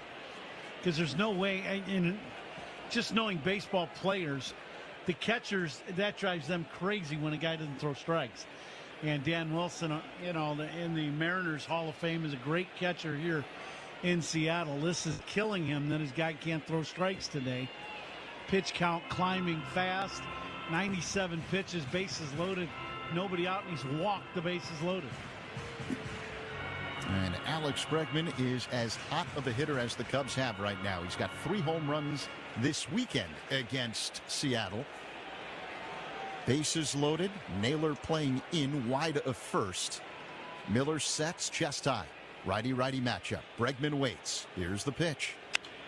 And this is pop foul out of play. Off to the right. 0-1. Bregman is 0 for 1 with a walk and a run scored this afternoon. He's sitting on 19 home runs. The 0-1 delivery is low. A sweeper that missed. 1 ball and 1 strike. And it's been the breaking ball, for Miller. He just has not had a consistent, and he's continuing to throw it. He's trying to throw it, but he just does not have any consistency with any breaking pitch at all today. Now the 1-1. Bregman pulls one down the left field line, but it hooks foul. It did not have home run distance, but he sizzled that one out of play. 1-2. I would think this is probably going to be his last hitter with Happ on deck, who hit the grand slam. A left-hander, Jose A. Ferrer, warming up for the Mariners. Bases loaded, no one out. Here's the 1-2. In the dirt, blocked by the catcher, Raleigh. The runners stay where they are. Crow Armstrong at third, Suzuki at second, Bush at first. 2-2 the count on Bregman. That was a splitter, and that ball bounced 2 feet in front of home plate. So a great play by Raleigh to just keep this ball around the home plate area and save the run. The count 2-2. Bases loaded. Bregman waits. No one out here in the top of the fifth. 5-2 Cubs looking for more. Miller kicks and fires, and Bregman dribbles it foul off to the right. Count remains 2-2. Center fielder Rodriguez shading Bregman to pull toward left center. All the outfielders playing shallow. Miller's ready. Here's the pitch. A breaking ball hit high in the air and foul out of play off to the left. 2-2. I would say it would be rare if Bregman goes deep here and it's a grand slam. It's rare in our game today that a manager, and that ball was right in the wheelhouse, a little off speed pitch, but it was a hanging split, that a pitcher would be able to stay into a game where he gave up 2 grand slams. The 2-2. Bregman, it's a ground ball on the left side. It's fielded by Rivas to second for 1, on to first, not in time. Bregman beats it out. Pete Crow Armstrong comes in to score. Cubs extend the lead now 6-2 over the Mariners in the 5th. Advancing to third on the play, Suzuki.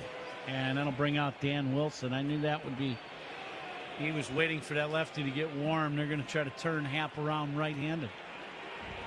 So Wilson makes the slow walk out to the mound, and as you mentioned, that'll be all for starter Bryce Miller. Pitching changes by Cubs opponents are sponsored by Sloan, the official water efficiency partner of the Chicago Cubs. And Mason Wynn with a dive. Can he throw out? What a play! Mason Wynn, maybe the only man on earth who could have thrown out PCA on that play. Robert coming on, slides and makes the catch for the out. Ryan Waldschmidt's on the run, and he makes a rolling grab. In comes Benj, he dives and makes the catch. Beautiful sliding grab by Carson Benj for the second out. Keep on the run, Dingler's over there. Cole reaches out. Did he pull that in? Yeah, he did. Mullins on the run toward the wall, reaches up against the wall, bangs into it, and held on. Softly out to right center. Michael got there, and he saves a run.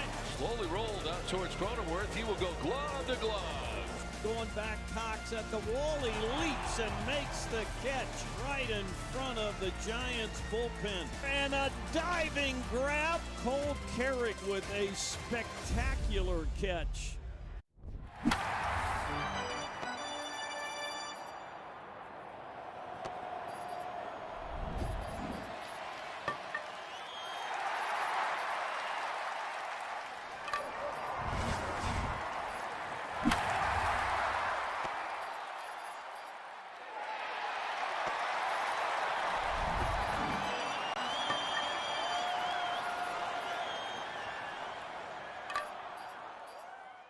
For the Mariners, he's 4-2 in 58 games with a 3.59 ERA. You might remember him, former National, in his first year now with Seattle. Cubs with a 6-2 lead over the Mariners. Just one away here in the top of the 5th inning, and the Cubs continue to threaten. They've got men at the corners. Suzuki at third, Bregman at first. Ian Happ due up. He had a grand slam his last time up off the foul pole in right. That was from the left side, and now with the left-hander Ferrer on the mound, Happ, a switch hitter, will bat right-handed. Well, now, Ian, situationally, you want to put this ball played at minimum, try to elevate a ball. Wow, how about that? Bunt and fouls it into the mitt. 0-1. That was the safety squeeze. Suzuki knew that play was coming, and he was way down the line. Ian looks to bunt and bunts right through this pitch, right down the middle. All right, so 0-1 the count. Men at the corners, one away. Ferrer kicks and delivers. And that one is past the catcher, Raleigh, or did it hit Happ? It hits Happ. So now the bases are loaded once again for the Cubs as Happ gets hit by a pitch. Boy, this is some odd plays in this game. Haven't seen a safety squeeze attempt in many, many years, and now this little slider down and in hits Ian in the back foot. Boy, now the Cubs need a big swing and a bat from Nico Hoerner. All right, bases loaded, one away. Nico Hoerner digs in 0 for 2 today. Lefty-righty matchup, infield in for Seattle. Ferrer deals, and Hoerner swings and fouls this one out of play off to the right, 0-1. Nico, a ground out and a strikeout. Suzuki at third, Bregman at second, Haps at first. 6-2 Cubs with one down here in the top of the fifth. Nico hitting its .262 on the year. The pitch.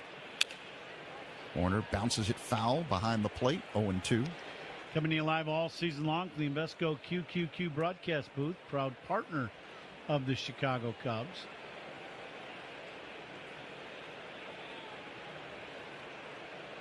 Ferrer peers in. He gets the sign from Raleigh. Acknowledges he's ready. Now the 0-2. Nico hits a ground ball on the left side. Backhanded by Rivas. Throw home. There's one. Throw to third. Not in time.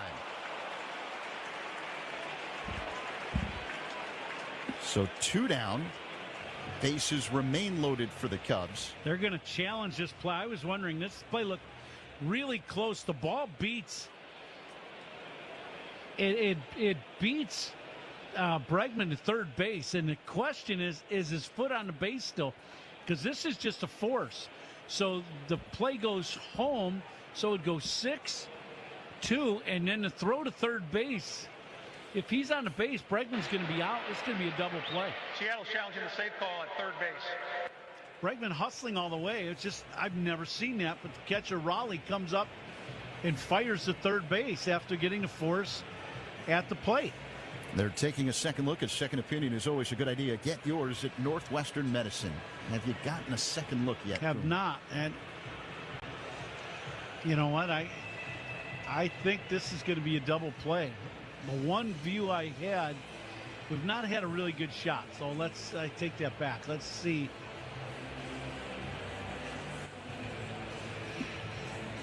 While they review this play, let's pause 10 seconds for stations to identify themselves on the score on the Northwestern Medicine Cubs Radio Network. Covering the Cubs and all of Chicago's teams, Spiegel and Holmes, afternoons 2 to 6 on 104.3 The Score on Odyssey Sports Station, WSCR, WSCR-FM, and HD1 Chicago. And Coom, you were right. Upon review, Bregman is out at third. So it's a double play to end the top half of the fifth inning. 6-5. Cubs end up with 1 run in the frame. And France punches one to right center. This one's falling fast, and that's down for a hit. Cronenworth to third. The throw by Bench to the plate, and he's going to be out by a mile. Haven't they gotten the scouting report? Bench notches another one. His 8th outfield assist of the year. And Cronenworth was out by 15 feet. Short hop. Nicely played by Alvarez, who sticks his helmet in there. Line to right field. That's a base hit from Merrill. Now they're going to challenge him this time. Here comes the throw by Bench. Machado is going to be out at the plate. 2 in 1 inning for Carson Bench. Are you kidding me? Stop running on him. 4 straight hits against Nolan McLean, and thanks to Carson Bench, the Padres don't score. One of the great defensive weapons in all of baseball, the right arm of Carson Bench. That'll bring up Alonso. Out of that 5-year deal in the offseason, he has delivered beautifully. Alonso smokes his ball to right center field. Another Pete Alonso home run is in the seats in Baltimore. Well, number 14 to right center field. It's a dagger to Will Warren, and another moment of joy for the fans in Birdland, who have embraced one of the game's great sluggers day after day after day. Closing in on 300.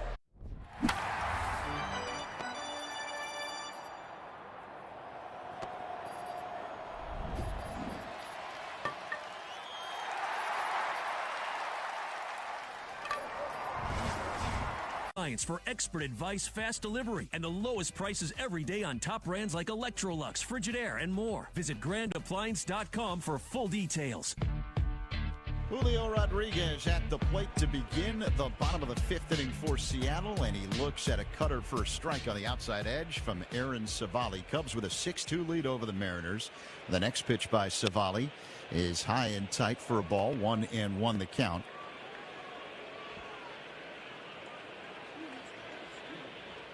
Ian Happ with a grand slam, the big hit of the game for the Cubs. Now the 1-1. Savali to Rodriguez. And that's a curveball that misses. 2-1 the count. I'm looking at my scorebook. I don't know if I've ever. I know as a third baseman, I've never been a part of a play like that. 6 2-5. Rodriguez fouls this one off the netting to the right. 17 years of playing third base. I've never had that play happen. It's actually a great play by Raleigh. Ball's hit to short. You get the force at the plate with the bases loaded. And now you see that play right in front of you as the catcher. And he threw a bullet to third and just barely beat Bregman at third base. The 2-2. That's inside to Rodriguez with a cutter. Full count. Yeah, Cubs had the bases loaded. And Nico Horner hit a ground ball. Infield was playing in. Nico Horner hit a ground ball to short. And that started that weird double play. The pitch. Called strike 3. Slow moving cutter that apparently clipped the top of the zone on the inner half. Now remember, Seattle is out of challenges. That was a close one. Rodriguez is retired, 1 away. Yeah, pitch top of the zone might have been just a touch high, but Ramirez called out. First out, sponsored by Xfinity. Reliable Wi-Fi at one price for 5 years. Xfinity, imagine that. Now Cal Raleigh at the plate, and he looks at a splitter low from Savali. 1-0. Raleigh, a switch hitter, now batting from the left side against the right-hander Savali. Shota Imanaga started, went just 2+ innings. 2 runs, 1 of them earned on 5 hits, 2 walks, 4 strikeouts. Here's the 1-0. Raleigh swings and misses. A hefty cut at a curveball, 1-1. Savali's got good stuff today. He has pitched pretty well. You gotta, he's got a couple different breaking pitches and good life on his fastball.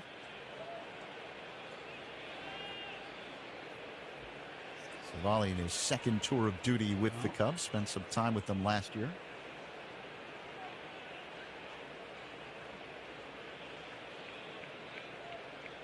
Here comes the 1-1. Swing and a miss. 1-2. These are big innings he's giving Craig Counsell right now. It's Shota not getting an out in the 3rd inning and coming out of the game, even though the Cubs had the lead 5-2. Savali's asked, so he's pitched basically the 3rd, 4th, and now the 5th inning. So he'll have 3 innings under his belt if he can get through this inning. Raleigh hits a bouncer back of first, fielded by Bush. Underhand toss to Savali, covering the bag in time to get Raleigh 2 away. Good pitch. You get a hot hitter. Good off-speed pitch. That's right on the outside corner. Good change. And here comes Josh Naylor. 2 down, bottom 5. Cubs with a 6-2 lead. To your point about Savali, in 9 games with the Cubs this season, Savali has an ERA of 1.96. He is throwing the ball exceptionally well. Savali started the year with the A's. So Naylor digs in. Savali kicks and delivers. And floats a breaking ball into the zone for a strike, 0-1. And that's why he's able to throw all his pitches for strikes and make them pretty good pitches. Not just, get me over strikes all the time. This inning has been an exceptional inning for him. Naylor loops one, shallow center. It's caught by Horner for out number 3. Mariners go down in order here in the 5th. We head to inning number 6. Cubs 6, Mariners 2 on the score in the Northwestern Medicine Cubs Radio Network. Hey Chicago, this is Dansby Swanson. Pat and Ron call every game here on the Chicago Cubs Radio Network. Do you suffer from frozen word calls, dead spots? Last Sunday, in the A's series finale against the Red Sox, shortstop Jacob Wilson quietly broke an MLB record that was nearly 25 years old. Jacob Wilson backhands it, gets up, and makes the throw. It was Wilson's 111th consecutive game at short without an error, the longest stretch in Major League history at one of baseball's most demanding positions. His last error recorded? You've got to go back more than a calendar year to July 6, 2025. On the transfer, just that slight fumble. Since then, he's been perfect. If a ball gets hit to short, Wilson has it covered. It's actually in his DNA. Line drive, nice play, Jack Wilson. 1 down. Jacob's father, Jack Wilson, was a terrific defender at short with the Pirates and Mariners, but even he never put together a stretch like this. The previous record holder, the Orioles' Mike Bordick, established the record back in 2002 with 110 consecutive errorless games. But now, it's Wilson's to continue extending.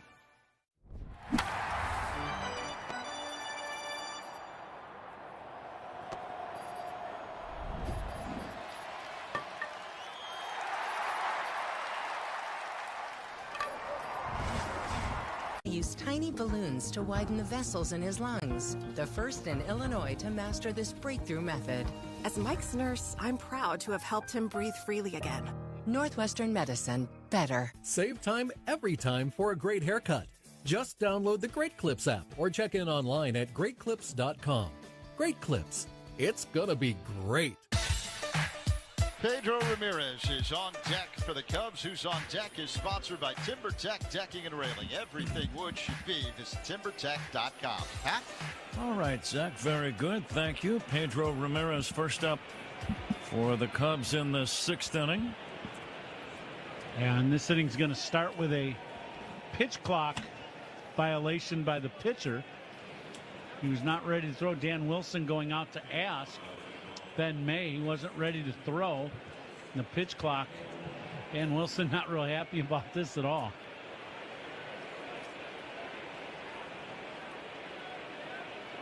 When's the last time we saw this? It's a start an inning. To me, this is just ridiculous. We got to have a rule where the inning's got to start when guys are ready to play, not just because an umpire wiggles his finger, in between innings saying we should be ready to go now. You know what I mean? It makes no sense at all to me. It really doesn't. So their discussion is over, and now play will resume. We're in the 6th inning. Cubs on top. Cubs have an unusual line score. 6 runs on only 2 hits and 1 error. Here's a drive foul off to the right, out of play off the bat of Pedro Ramirez. Seattle 2 runs, 5 hits, no errors. The big blow of the game, a grand slam by Ian Happ in the 3rd inning. Here's a liner toward left, base hit. Solid single by Pedro Ramirez. Let's see if that cranks up a Cubs rally here in the 6th. See what's on tap here in the 6th inning, sponsored by Yingling Flight, the next generation of light beer. And as you said, Pat, Cubs with 2 big swings of the bat. Home run by Happ, home run by Conforto, but the grand slam has been big blow, and 2 balls in flight for the Cubs today. Here's Conforto, or actually Tyrone Taylor now is going to bat, so you get a right-handed batter in there against the lefty, and he whacks it foul down the right field line. You know what I mean, about that pitch clock violation to start an inning? To me, you got to let the players get out on the field. The pitch clock thing was not set up to expedite the in-between innings if a guy's not ready to play yet, if the guys aren't out there yet ready. It's in between pitches that you want to eliminate all the wasted things that go on in between each pitch. I just don't think you should be given a ball because you're not quite ready to pitch yet to start the inning. Do you think? Oh, I agree with you. I think as an umpire, Ron, I was an amateur umpire, not professional like these guys are. But there are certain things you just don't go looking for extra trouble. Yeah. Enough trouble is going to find you on its own as an umpire or a referee or whatever. And I think that was a case where Ben May could have just let it slide. Yeah, just move on. And, and maybe they're being watched too. So it could be from the league, but, our league's got to have more common sense in watching our game than it really does sometimes. Some of these rules that they just don't make a lot of sense if you're at the ballpark every day. Taylor takes low.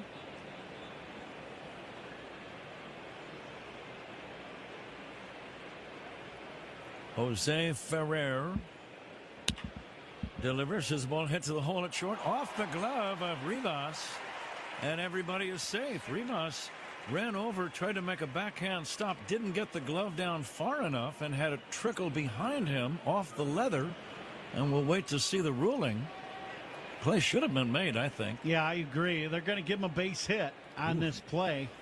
It's a backhand. It's a kind of a routine backhand play, but they're giving him a hit. Cubs now with 2 men on and nobody out.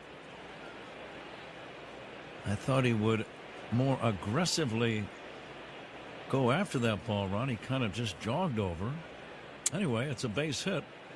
And now Carson Kelly with the Cubs trying to break the game wide open. They lead 6-2 in the 6th inning. Kelly batting with 2 men on. Took ball 1. Ferrer is ready for the next offering. Kelly fouls it away. And now for one of the first times all day, some bright sunshine here in Seattle. Beautiful. Yeah, we've really been fortunate since we got here. It's been the first 2 days were beautiful. Today was a little overcast, but now a little sunshine here. A drive foul down the right field line. It rained yesterday morning and, during the night a day ago, but since, during the day we've had no rain whatsoever here in Seattle. Just saying that alone is good.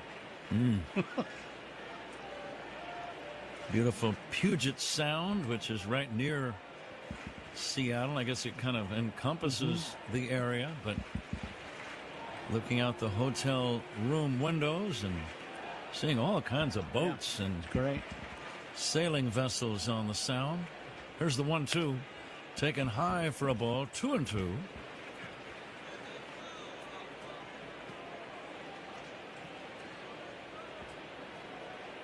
Outfield straightaway. A pretty good sized gap in left center at the moment for Kelly. Rodriguez shading him a little toward right center. Bounce to short. Throw to second for one. Over to first. That's a double play. Kelly rolls into the twin killing. On the play, Ramirez advances to third, but now there are two down. And it's going to be up to Pete Crow Armstrong. Now, Pete so far today 0 for 2 with a walk, scored a run in that fifth inning during that barrage of walks that happened for the second time in the ballgame to Miller. See if Pete can drive in a big run. Shows bunt and pushes it foul. He saw the third baseman Wilson back a little bit. He tried to push it toward third. He gets this bunt down. He's got a base hit. Miller was back far enough. Now Miller's going to play probably close to even with the bag at third. Ramirez, the base runner at third in foul territory. PCA 0 for 2 with a walk in this game. And he swings and fouls it back. He does take a very nice looking swing. Yeah, he's got a great swing. Incredible bat speed. When he gets started with that swing, boy, he gets that barrel of the bat through the hitting zone. That's how he hits the ball as far as he does for his size. Ferreira, the left-hander, ready. The lead at third by Ramirez. PCA takes in the dirt. Skillfully blocked by Cal Raleigh. 1-2. Cubs trying to salvage the series finale after two very difficult losses here in Seattle. Very competitive series. 3 good games. Now the 1-2. Ground ball left side. That's going to be a base hit. Infield single PCA. A run scores on the play. The crowd reacting, but it had no bearing.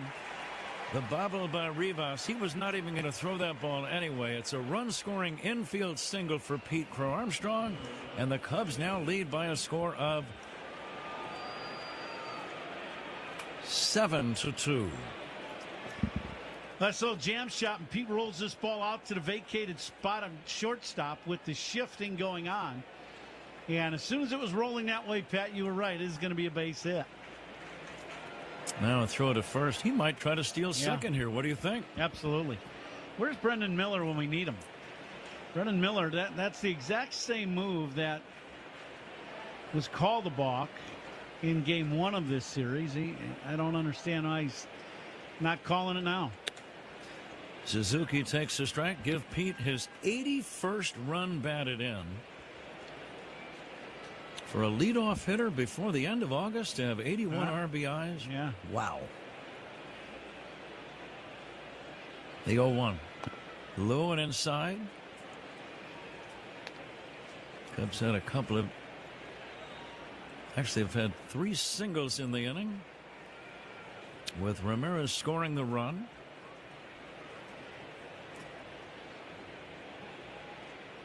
And the next pitch, ground ball right side, gloved by the second baseman. Young throws to first in time. Suzuki bounces out, but the Cubs scratch out a run. Infield run scoring hit by PCA. Middle of the inning, number 6. It's the Cubs 7 and the Mariners 2 on the score. Shot into the plate, and Pop quiz. How do you go from Captain Clutch to the Iron Horse through a milestone and a marathon? The answer is on Hall of Fame Connections.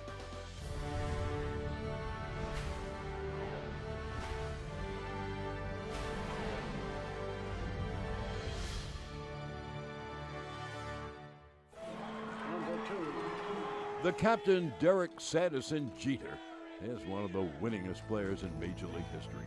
He was wearing these very batting gloves when he notched one of those most memorable hits, the 3,000th of his career. Are we supposed to spit in them like they do the batting gloves? No spitting. This is a non-spitting museum.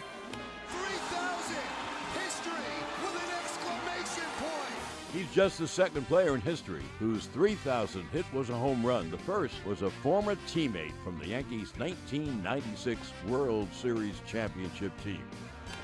But before he began his Cooperstown-bound career, Bonds would cross paths with another future Hall of Famer. September 6, 1995, the Iron Man played his 2,131st consecutive game, surpassing the unbreakable record of the Iron Horse. Now that's how you pass the torch. Catch every episode of Hall of Fame Connections on MLB.tv and discover your own connections to the game at baseballhall.org.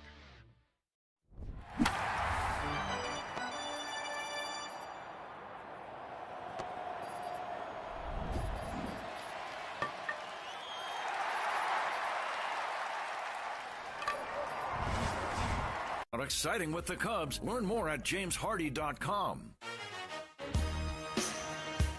Aaron Civale has become the pitcher of record for the Cubs today. He's got a chance to get the win. The Cubs starter Shota Imanaga lifted in the third inning.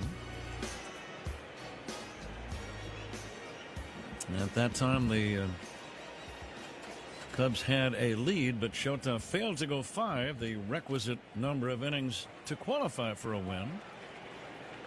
And Civale's done a good job. Yeah, Weston Wilson, Ron, takes strike 2 call. Yeah, you think he's been outstanding today. He came in the third inning with men on and nobody out. And he's got the Cubs into the 6th inning. Here's the 0-2. A curve drops down low. We are going to take a look at a little baseball history brought to you by Village of Bedford Park. That's villageofbedfordpark.com. Fastball up and in. It's time to make history for your business in Bedford Park. Sometimes a quote starts off the baseball history notes. Today is one such day. Curveball dribbled foul toward third. Lefty Grove. Now this is a good one. Any athlete can relate to this, Ron. He pitched in the big leagues from 1925 to 1941. Late in his career, here's what he said. I'm throwing just as hard as I ever did. The ball's just not getting there as fast. And there you go, right? That's, yeah. Swinging a foul down the right field line. I could say that about my golf game. I used to hit the ball just as hard as I always hit it. Absolutely. It's just not going as far. I don't understand. Here's the 2-2. Line toward left center. PCA on the run. Has to play it on a bounce. It's a base hit for Weston Wilson. Leadoff single. Cubs on top 7-2, and the batter Cole Young. Young is 0 for 2. That's a pretty good statement, though, isn't it? Isn't it? Yeah, it's really good. Bob Feller, Rapid Robert, 1936 on this date, made his major league debut. He was a 17-year-old rookie right-hander. Wow. Out of, I believe the town is Van Meter, Iowa. In his first big league start, he struck out 15 members of the Browns. Welcome to the show, Rapid Robert. Curveball dips down low for a ball. So he was pitching in a high school game in Iowa. The school gets out, probably graduates high school. And oh, by the way, you're going to be a starting pitcher here in the big leagues in another month and a half, 2 months. How about that? He's pitched a few minor league games just to kind of acclimate himself to pro ball. But he was that special, they realized there's no sense in keeping this kid in the minor leagues. No. He's throwing close to 100 miles an hour with command. Yeah, right. Bring him up. Here's the 3-0 pitch, in for a strike. I got to know him a little bit. Yeah, he and same. I worked on a telecast when Really? I worked in Columbus, wow. Ohio. And it was the AAA Columbus Clippers, the AAA for the Yankees. And I'm not sure who they played against, but Bob and I were the television voices, and he was a very nice man and very smart. Yeah. Great recall. You know, interesting guy to talk to. I've had many conversations with him in Cleveland when we would play the Indians when I was broadcasting. He would just be in the media dining room having dinner, and I was asked to go see him and talk to him. Popped up playable. Alex Bregman makes the catch over at third in foul territory, and that's going to be out number 1. Cubs lead 7-2. We are in the 6th inning, and the batter is Victor Robles.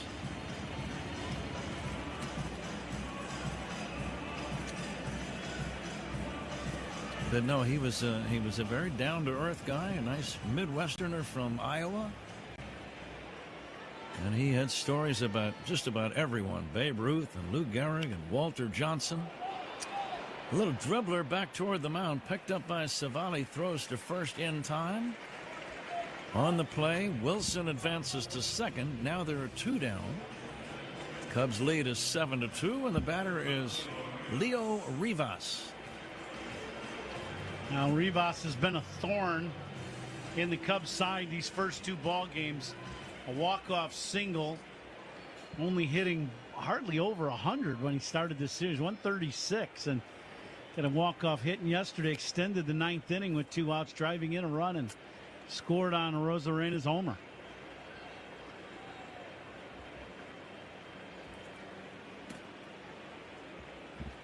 Rivas waiting. And the pitch on the way. Good fastball strike. That's the idea. You get the lead, you want to throw strikes. If they're going to come back, make them earn that comeback. And with Rosarena on deck, this is a big guy. You don't want to face a Rosarena right now, as hot as he's been. Curveball drops in for a beautiful call. Strike 2, 1-2. What do you like here, Ron? Now you got options now. You haven't really buzzed that fastball inside it all yet. The 2 hits that Rivas has got 2 days ago, to walk-off hit and then the single yesterday, both breaking balls from right-handers. So this might be a good time to throw that fastball inside. And now the 1-2. Wrapped on the ground to second. Backhanded by Ramirez. Plants the foot, makes the throw, gets his man. No runs on a hit, a man left. We go to the 7th inning. Cubs 7, Mariners 2 on the Score and the Northwestern Medicine Cubs Radio Network. Hey, Chicago. Will it stay in the park against the wall? It is off the glove, and it's gone. It's gone. You'll see it. You'll see it. They're nowhere near where the ball is. Here comes Dillon. Whoa, he stumbles and he falls on a weird play. On the ground left side, Cora. Hopper stumbles. One of those embarrassing moments that all players have. I'm Jonathan Mayer, and for more than 20 years, I've traced the path of baseball's rising stars, navigating the back roads of the national pastime and basking in the glow of small-town America's spirit, where the team is woven into the fabric of everyday life, where it's more than just a game. It's a celebration of the people, the traditions, and the culture that give these places their soul.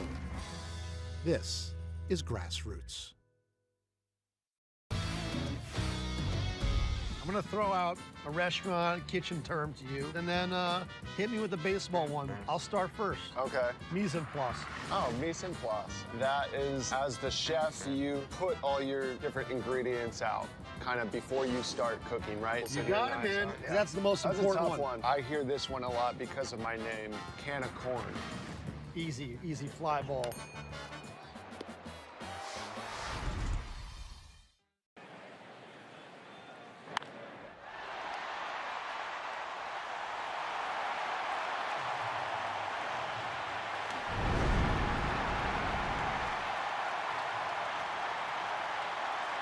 Insured by NCUA. Top of the 7th inning here in Seattle. It's been a good ball game for the Cubs offense, up 7-2 in this game. The 7th inning sponsored by Volvo XC90. Room for everyone, ready wherever the road takes you. Patrick? Ian Happ had a 3rd inning grand slam. That remains the game's big blow. Michael Busch will lead off this 7th inning and take outside for ball 1. 7-2 Cubs. And the next pitch, the right-hander will miss outside for a ball. Bizzardo is now pitching. Coming to you live all season long from the Invesco QQQ broadcast booth. Proud partner of the Chicago Cubs. Next offering inside, Edward Bizzardo. Bazardo. He has split his 6 decisions for the year. His ERA a shade over 3. Fastball is in there for a strike. Opponent's pitching changes. Those are always worth noting.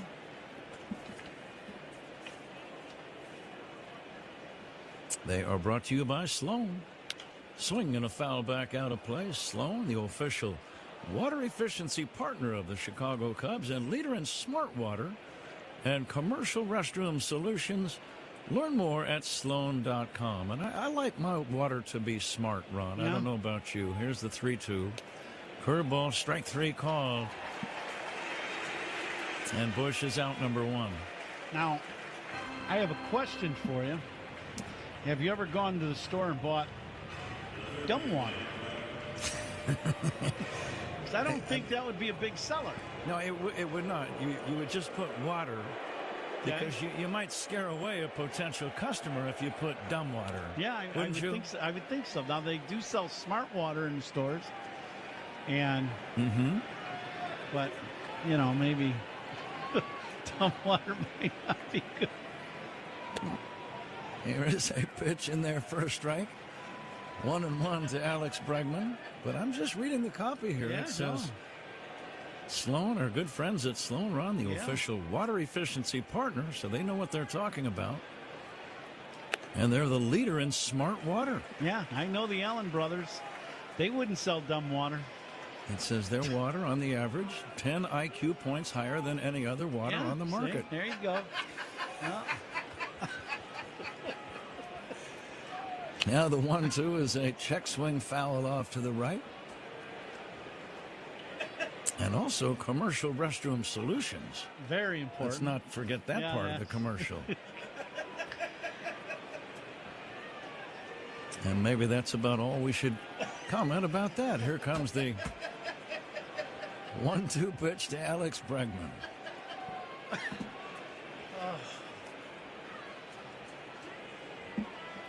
7-2, the Cubs lead here in inning number 7. Fastball is taken high to Bregman.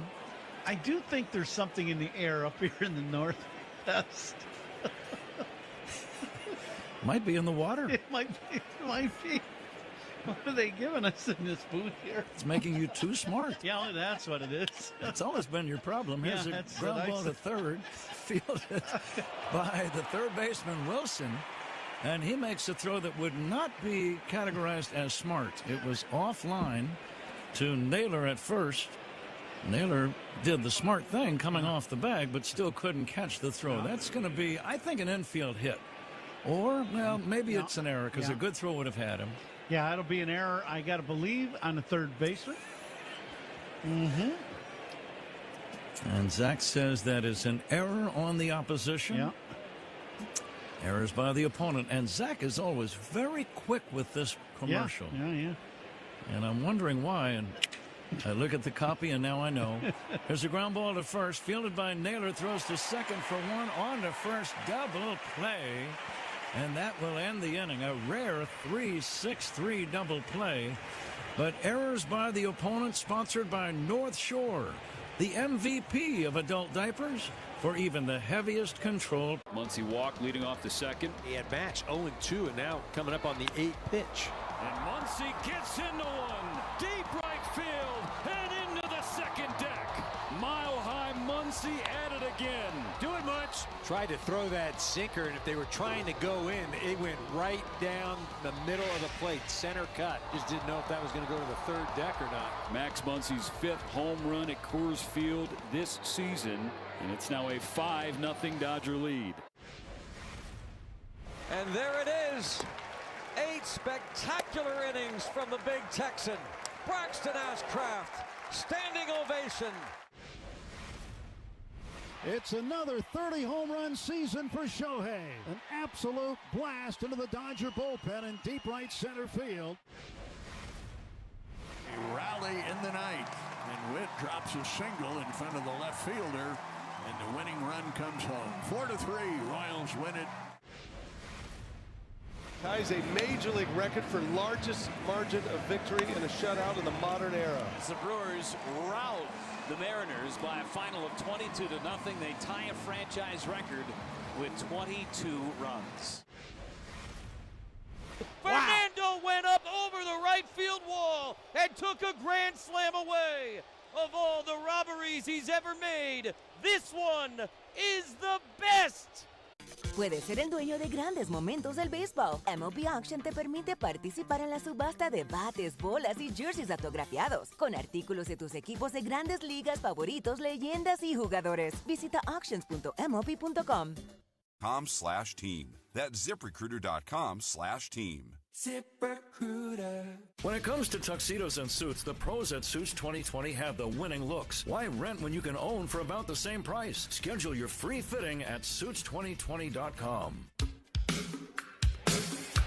7th inning stretch time here in Seattle as they're wrapping things up, and we get ready for the bottom half of the 7th inning at T-Mobile Park. A reminder that all reviews in this game are sponsored by Northwestern Medicine. A second opinion is always a good idea. Get yours at Northwestern Medicine. Pat? All right, Zach.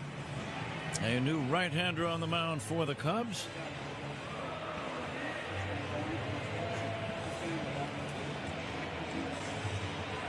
Trent Thornton.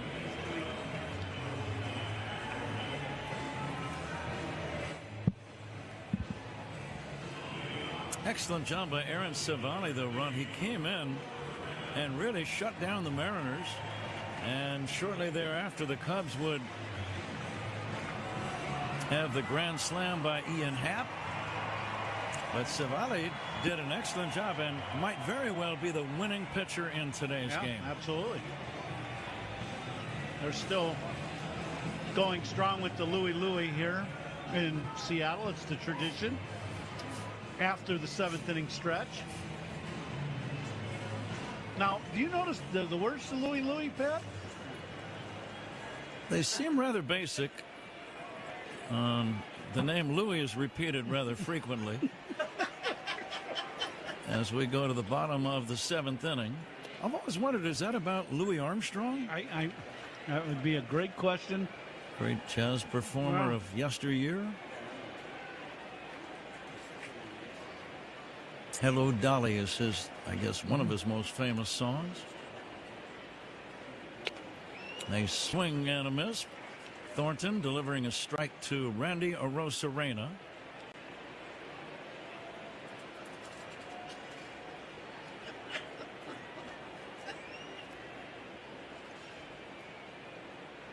Seven runs, 5 hits for the Cubs today.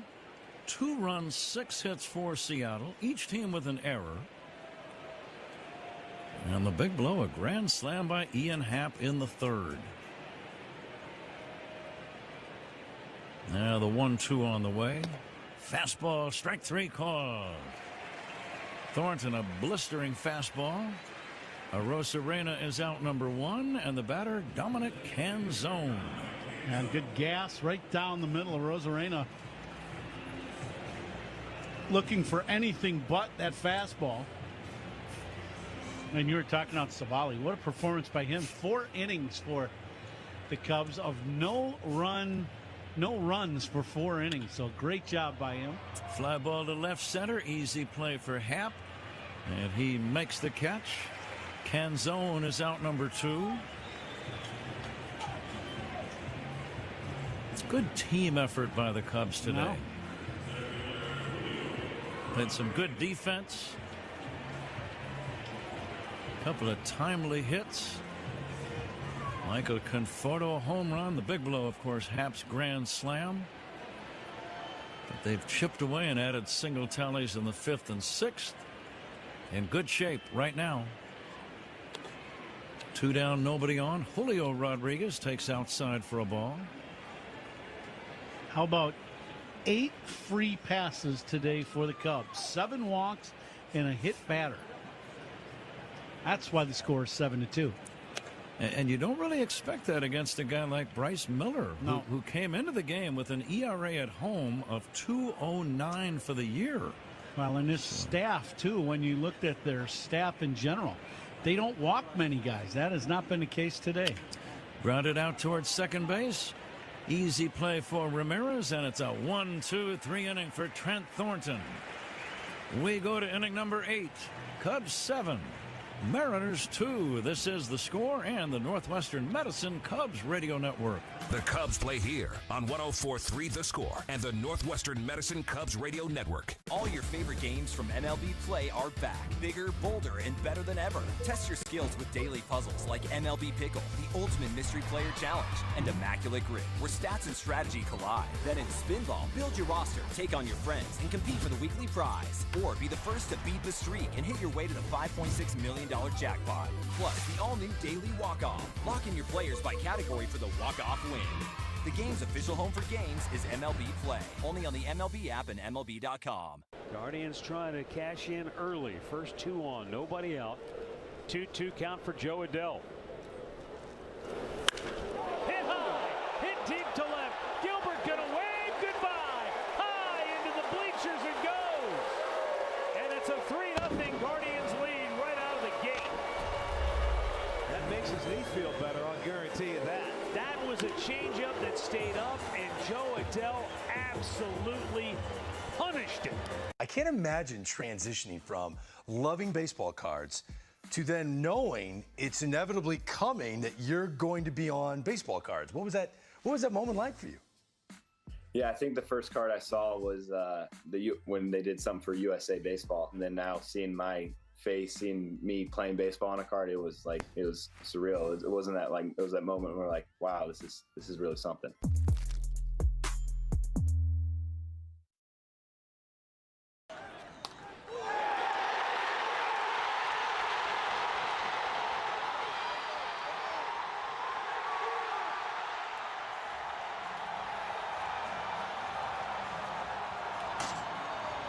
What's turning out to be a gorgeous day here in Seattle. Once again, we had 3 really nice days here. This 8th inning is sponsored by Cars for Kids, 877 Cars for Kids. That's Cars with a K to donate your car today, Louie. Actually, it's Virgil Patrick. Here's a pitch low and outside to Nico Horner. But Louie is not bad, huh? Yeah, no, he's Take a that. pretty popular guy back in the 60s. Horner will try to crank up a rally here in the 8th inning. Takes a curveball outside for a ball. Nico has grounded out, struck out, and it hit into a very odd double play, a 6-2-5 twin killing that ended the 5th inning. Here's a swing and a foul back toward our booth and back out of play. I'm not sure if I've ever seen a 6-2-5 twin killing. Zach and I were talking about that. Now, 17 years of playing third base. Never have I had that situation. And I've never seen it in the booth either. I'm sure of it. Here's a looper down the right field line. That's going to fall in there for a base hit. Nico gets a leadoff single. So he gets in the hit column. It was actually, as we talk about that play, a really good play by Raleigh, the catcher. The ball's hit to short with the bases loaded. The shortstop throws the ball home. He sees that play right in front of him with the runner Bregman going to third. He sees that he's got a play and made a good throw. Deep fly ball to right, foul, and back out of play. But you know what I mean? The play is right in front of you, and he made a unique play, but a very good one. And you can't really fault Bregman run. Had he run straight, he could have run into a very quick double play. Yeah, no, Bregman was running just sprinting in third. I'm sure of that. It's just an odd play. Bouncing ball to second, fielded by Young, goes to second one. The throw to first not in time. They get the 4-6 fielder's choice. Ramirez will take over at first, and the batter now is Michael Conforto. Ball hit sharply, but also one of those plays hit to the left of the second baseman Young, and once he got the ball, a little slow developing as in that middle of the turn. So Ramirez, who runs well, beats the throw. Tyrone Taylor batting, and he'll take a strike. 0-1. Before he left, Conforto had a homer and a single. Cubs leading 7-2 in the 8th. Fastball strike from the right-hander. It's good for Michael, who's from this area. Had a big day today for the Cubs with a bomb and a single. Michael Rucker, the right-hander, former Cub pitcher. He was actually the winner yesterday. And his pitch swung on and missed by Tyrone Taylor, and that's out number 2. First out in the innings there. Sponsored by Xfinity. Reliable Wi-Fi at one price for 5 years. Xfinity, imagine that. Kelly, 0 for 3. Let's see if he can join the hit parade here today.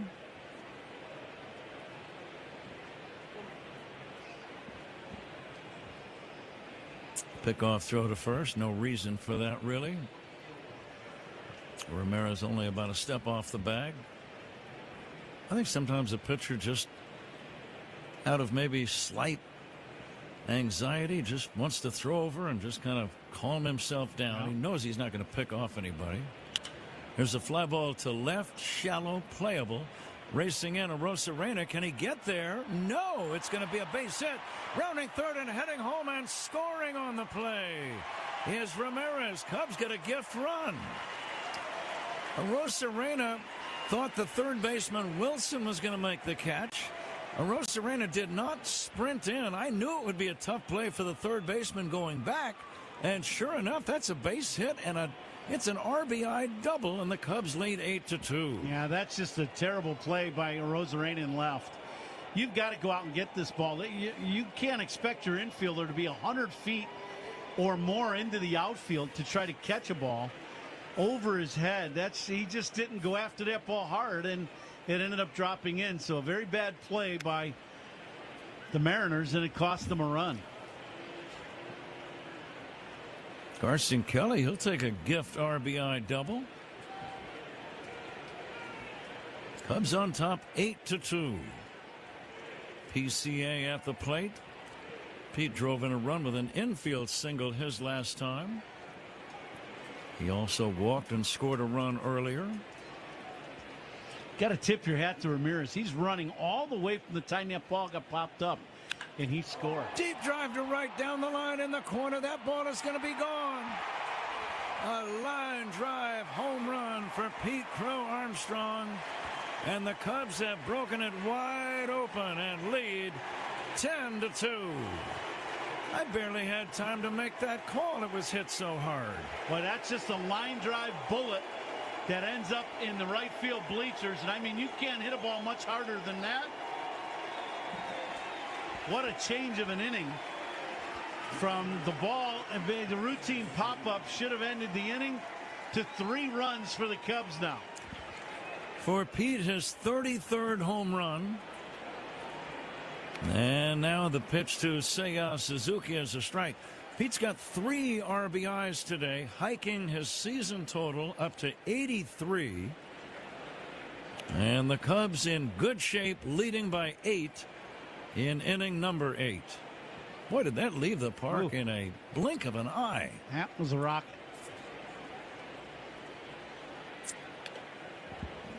The 0-2 pitch taken inside by Seiya. Pete just continues to shine. Here's the liner to left, a base hit. Sharp single by Suzuki. Just over a month to go now. You've got, after today, 31 ball games remaining.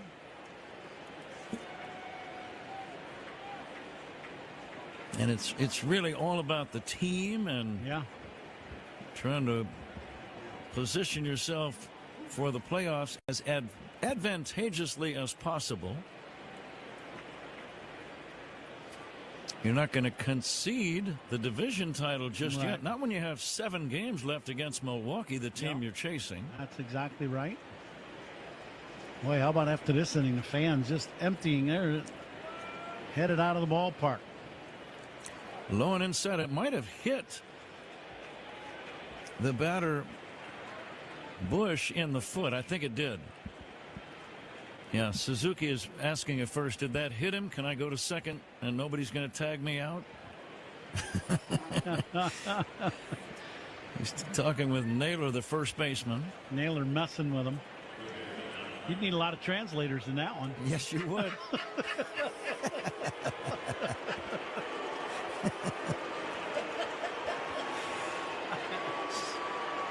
Suzuki at second, Bush at first.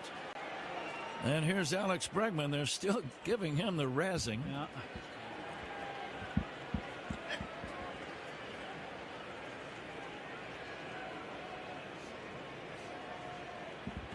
And the 1-0 on the way to Bregman.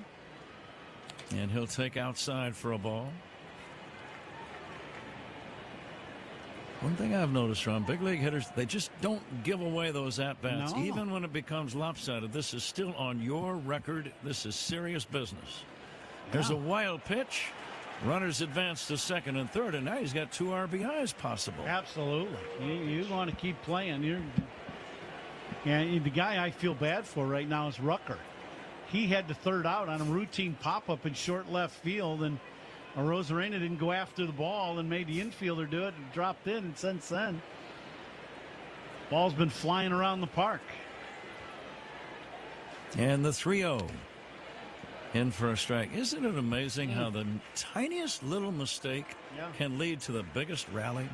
You know, you make a mental mistake where you don't hustle, and now it's cost your team 3 runs. Fastball strike. It's almost like the baseball karma gods are saying, I didn't like that play you just made. You're going to pay for that. Yep. That's exactly right. Now the 3-2. Fastball away, ball 4. Bregman gets on his second walk of the day. And Ian Happ has a chance for a rarity. He's already hit 1 grand slam today. He's batting with the bases loaded here in the 9th, or in the 8th.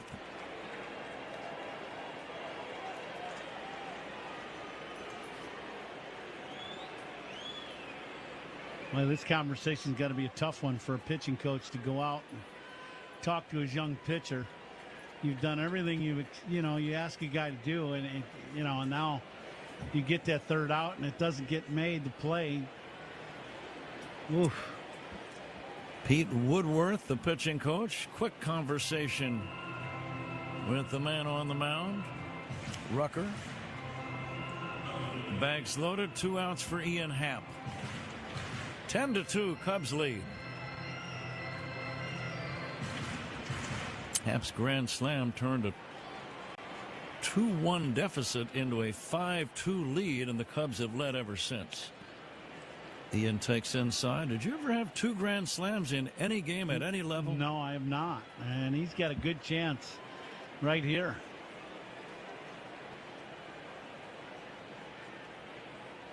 The 1-0 is a strike, 1-1.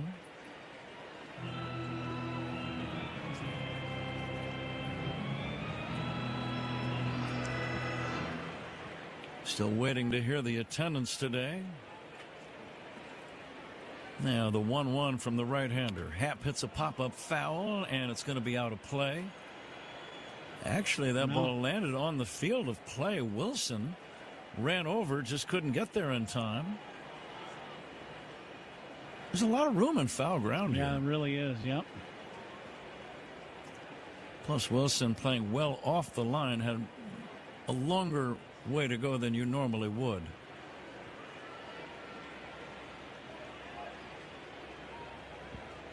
Bags loaded, 2 down. The 1-2 to Happ. Swinging a dribbler foul. Will do it again. We ain't got a hanging breaking ball there. That one Rucker had enough downward tilt where he got on top of it enough to keep it off the barrel, Ian, but that breaking ball was up.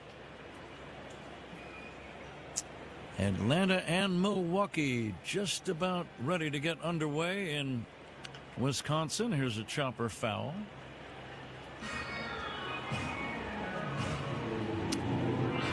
Cubs will be in Arizona tomorrow night. Arizona leading Cincinnati 5-3 in the 9th inning in Arizona.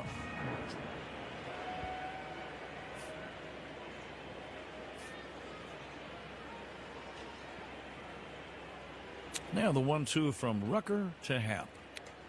Taken a little bit high.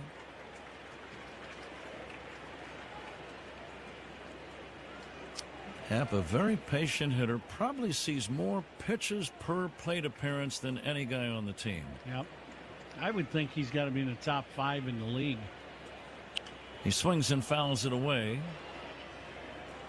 Let's pause 10 for ID. This is The Score and the Northwestern Medicine Cubs Radio Network. Covering the Cubs and all of Chicago's teams, we are 104.3 The Score, WSCR, WSCR-FM and HD1 Chicago, and Odyssey Sports Station on the Northwestern Medicine Cubs Radio Network. The next pitch to Happ is low and outside for a ball.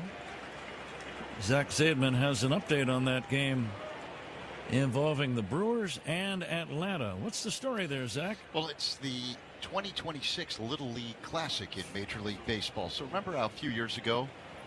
Inside, Happ draws the walk and picks up his 5th RBI of the game. And his 57th of the year. And the Cubs now lead 11-2. You were saying, Zach? So a few years ago, the Cubs played in the Little League Classic in Williamsport, Pennsylvania. And that's where the Brewers will be playing the Braves tonight. Is that game not yet underway?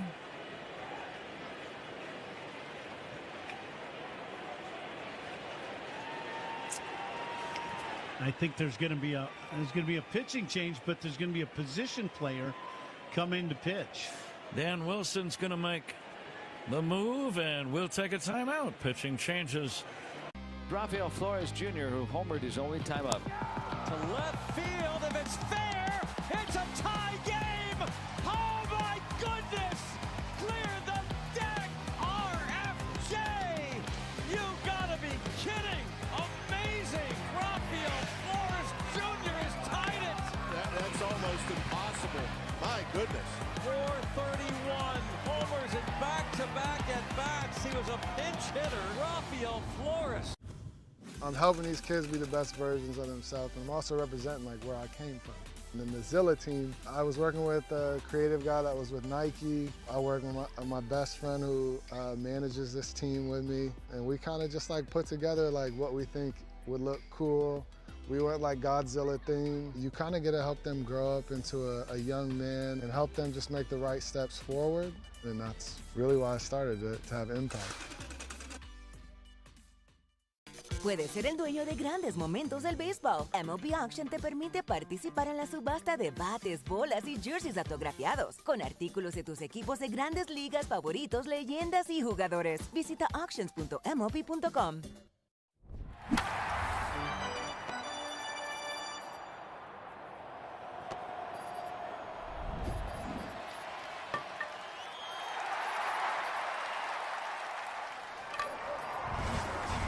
Effortlessly beautiful. Find yours at your locally owned retailer. Visit BenjaminMoore.com today. Arias is batting for the Cubs. Johnny Pareda is the man doing the pitching for Seattle. And the next pitch, changeup, is down low. Pareda is not a pitcher by trade. Gabriel Arias making one of his first few appearances in a Cub uniform. And the pitch on the way. It's way outside. Gabriel will be proud to know that they've got Nico Horner's picture up on the scoreboard out in center field.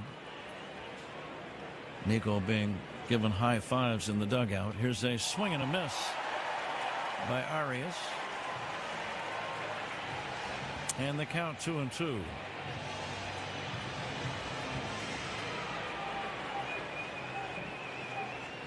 And the pitch on the way, a little dribbler toward third.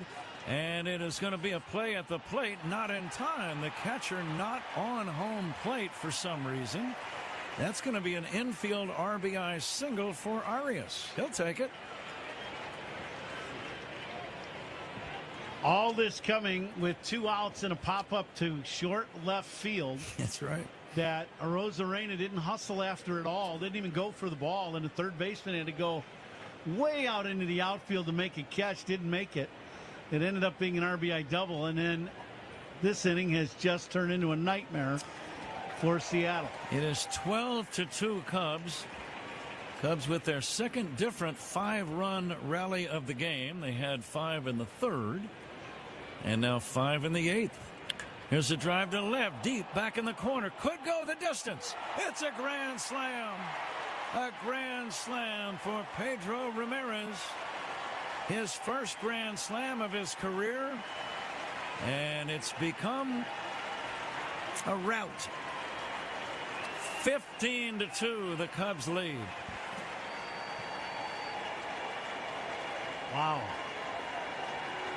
2 outs, nobody, a man on first and a pop-up to left that you don't go after, you don't hustle. And the Cubs put up 9 runs, 8 runs after that play. It's turning into one of their biggest innings of the year. 16-2. Tyrone Taylor at the plate. He'll hit a looper into shallow left field. That's going to be a base hit. But Zach points out the Brewers are actually playing Atlanta in Williamsport, PA. It is yet to start, Pat. Okay, thank you. I still remember all the kids in Williamsport mimicking Craig Kimbrell, the way he would kind of bend over as he was looking for the sign from the catcher. He had that distinctive way of putting his elbows out to the side, and all the kids were imitating him at Williamsport and just howling with laughter.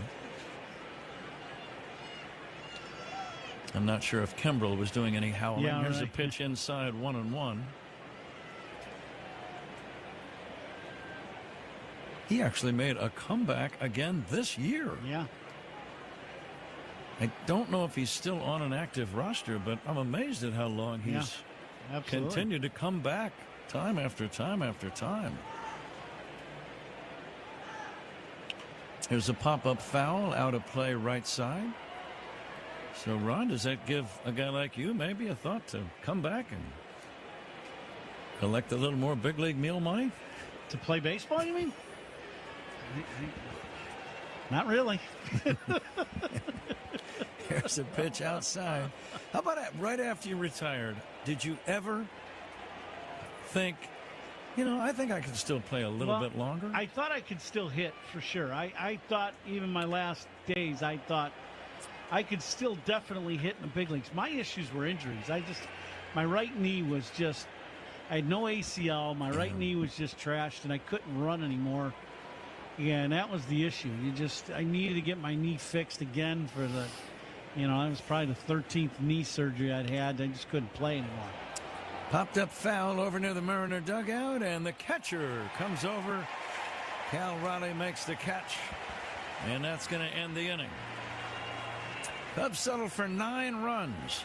We go to the bottom of the 8th inning. Cubs are leading. That's the greatest baseball player in the world right there. Ohtani hammers one. Deep right center. Way back and gone. Welcome back, my friends, to the show that never ends. He is unbelievable. 2-run home run, number 29. Caught in the Dodger bullpen by Kyle Hurt. He absolutely annihilated the baseball. 452 feet. My goodness, what a shot by Ohtani. His second home run of the night, and the Dodgers lead it 9-1. Te encantan los jugadores. Te encanta el juego. ¡Y se fue!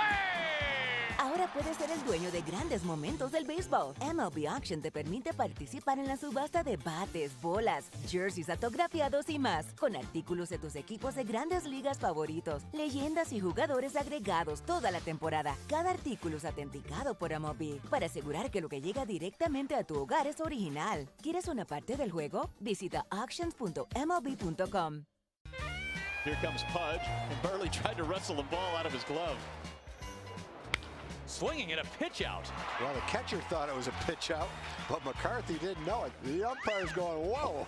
Ortiz did the strangest slide you've ever seen. He went down on one knee and went in frontwards. Nice play by Punto, and the third base umpire takes a tumble. Quite an acrobatic play, but he got out of the way.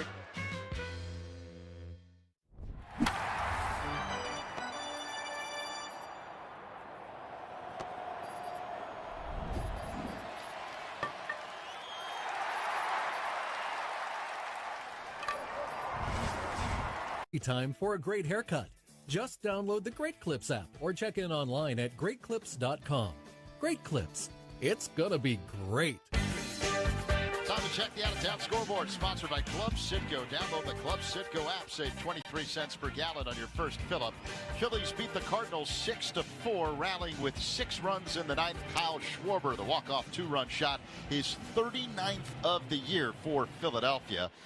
Coming up in just a little bit, the Braves and Brewers will play in the Little League Classic in Williamsport, Pennsylvania. Cal Raleigh first up, bottom of the 8th inning, pulls the ground ball fair behind the back. Bregman, long throw, good throw to get him.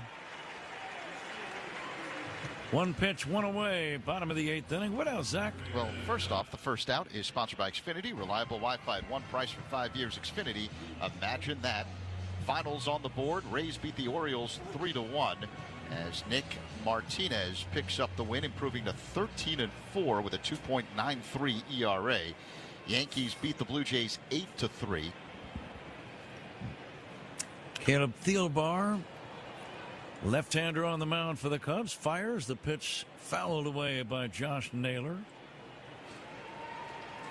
The Marlins a 6-2 winner over the Nationals. The Royals beat the Tigers 11-7. Nick Lofton a 3-run shot.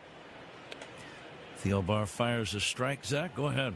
Max Muncy with a home run as the A's rally to beat the Astros 7-6. That's the other Max Muncy, not the guy that plays for the Dodgers. White Sox beat the Mets 2-1.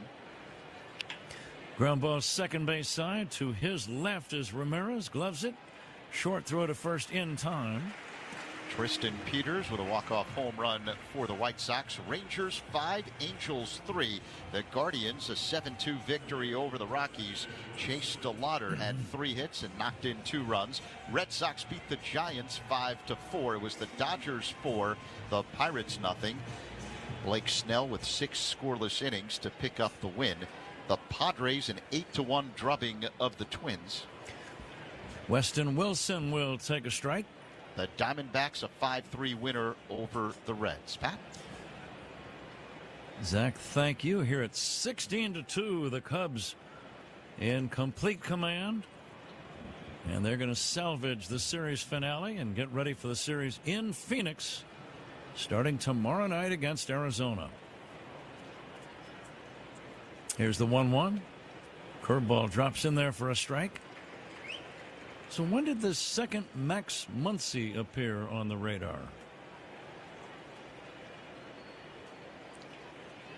Last year, right? Last year or the year before? Swing and a miss. We'll get the answer to this question and more when we come back. More. Mariners do not score in the 8th inning. We go to the 9th. Cubs 16, Seattle 2 on the score. Guardians trying to cash in early. First 2 on, nobody out. 2-2 count for Joe Adell. Hit high, hit deep to left. Gilbert gonna wave goodbye. High into the bleachers it goes. And it's a 3-0 Guardians lead right out of the gate. That makes his knee feel better, I'll guarantee you that. That was a changeup that stayed up, and Joe Adell absolutely punished it. All your favorite games from MLB Play are back, bigger, bolder, and better than ever. Test your skills with daily puzzles like MLB Pickle, the Ultimate Mystery Player Challenge, and Immaculate Grip, where stats and strategy collide. Then in Spinball, build your roster, take on your friends, and compete for the weekly prize. Or be the first to beat the streak and hit your way to the $5.6 million jackpot. Plus, the all-new Daily Walk-Off. Lock in your players by category for the walk-off win. The game's official home for games is MLB Play. Only on the MLB app and MLB.com. Te encantan los jugadores. Te encanta el juego. ¡Y se fue! Ahora puedes ser el dueño de grandes momentos del béisbol. MLB Auction te permite participar en la subasta de bates, bolas, jerseys autografiados y más, con artículos de tus equipos de grandes ligas favoritos, leyendas y jugadores agregados toda la temporada. Cada artículo es autenticado por MLB para asegurar que lo que llega directamente a tu hogar es original. ¿Quieres una parte del juego? Visita auctions.mlb.com.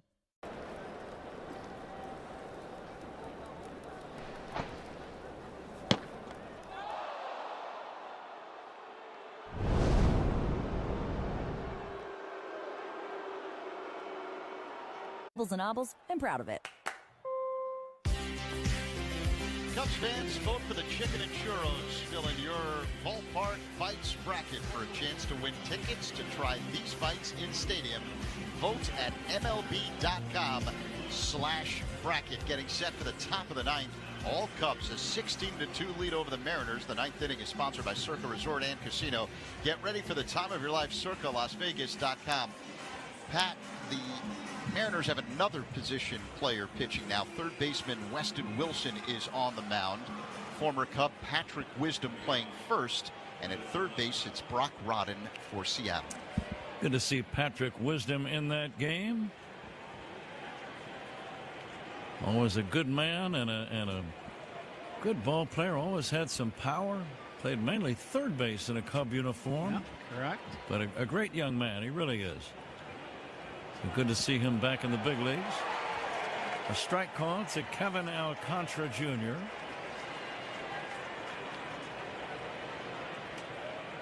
And the next offering, and Alcantara swings and fouls it.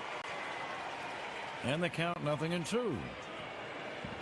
Please stay tuned for Zach's post-game show. Coming up right after our ball game today. Sidearm pitch lifted to right toward the line. Robles, a long run, lost the ball in the sun. And it falls in there for a base hit. It's a leadoff single for Kevin Alcantara. I don't know if he took his eye off of it and then couldn't relocate it. That happens sometimes. Yeah, I'm not sure. It's turning into an ugly game for Seattle, that's for sure.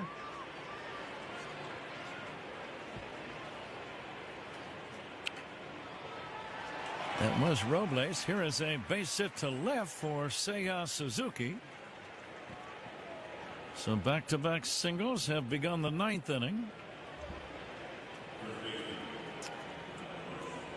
Zach has some breaking news about another defensive change. So Johnny Pereda, who is pitching last inning for Seattle. Here's a drive down the right field line. That's going to be a base hit for Michael Busch. This will load the bags. And Ron, we both love to watch and broadcast Major League Baseball. The problem I have with a position player on the mound, it becomes something less than Major League Baseball. Yeah, this is it's a problem. Yeah, this is a problem right now. There's no doubt. Here's the fly ball to center. It's going to be caught by Davis, and tagging and scoring is Alcantara, and the Cubs lead 17-2. The other runners hold at first and second. Yeah, I just, the league's got to do something about this, you know, having position players pitch. That's for sure. I'm not quite sure what you do. I haven't given a lot of thought, but something's got to change. Here's a line drive. That's going to be a base hit to left for Ian Happ. And Ian is on base. He's had quite a day. He's been on base 4 different times. Driven in 5 runs with a grand slam and a bases loaded walk.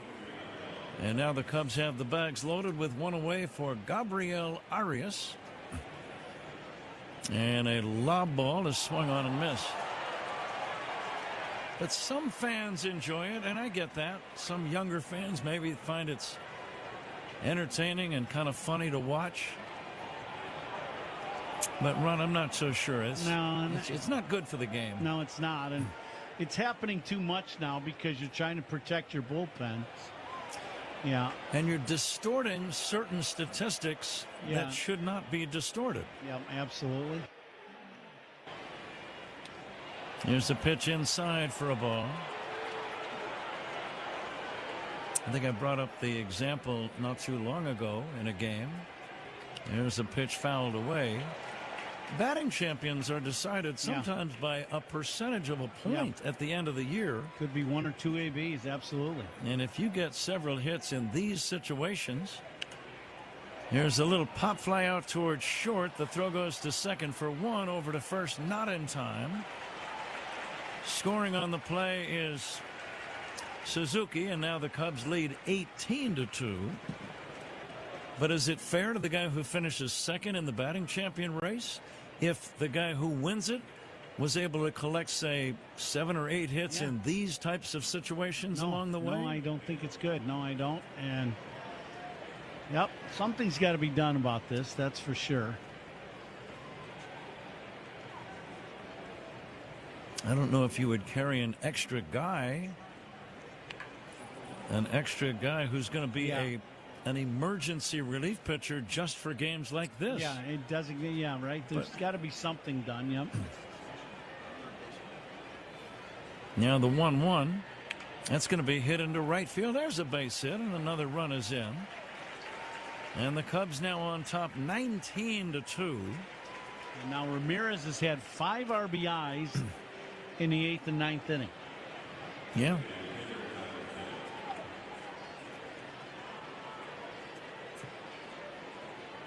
Tyrone Taylor batting, and he's going to take inside for a ball.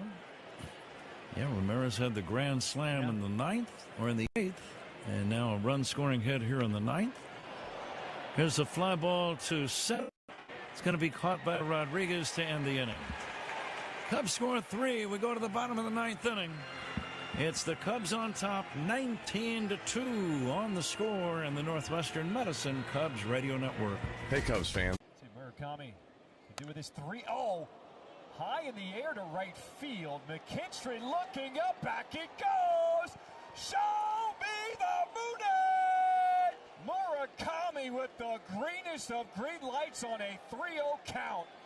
And the White Sox retake the lead here in Detroit.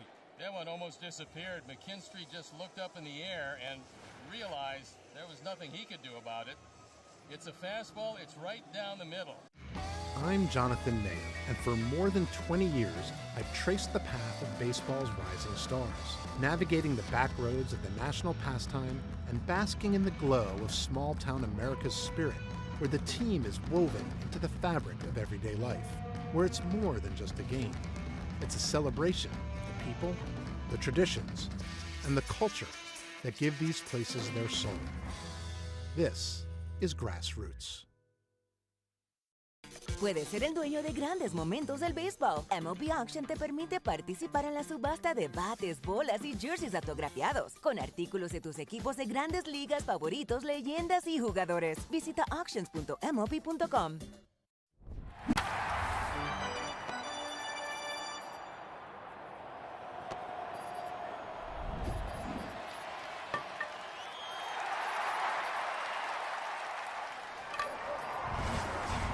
(4) 661-0068 for details. Rear-ended? That's wrong. Hurt in a fall? That's wrong. Call D&W, Chicago's injury law group. Call the 8s, 312-888-8888. This copyrighted broadcast is presented by authority of the Chicago Cubs and may not be reproduced or retransmitted in any form. The accounts and descriptions of this game may not be disseminated without the express written consent of the Chicago Cubs. Pat? Cole Young leads it off for Seattle, left-handed batting second baseman, and the Cubs also will go to a position player and put him on the mound, Carson Kelly. doing the pitching here in the bottom of the 9th inning. First pitch was a strike. Second pitch bounced foul. Cubs on top 19-2.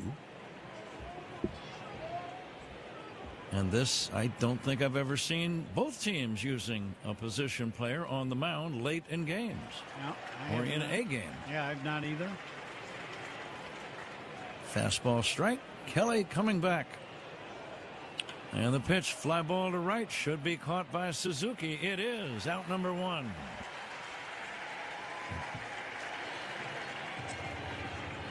Please stay tuned for Zach's postgame show coming up right after our ball game. He will have highlights of this game and bring you right up to the moment on games around the big leagues on this Sunday.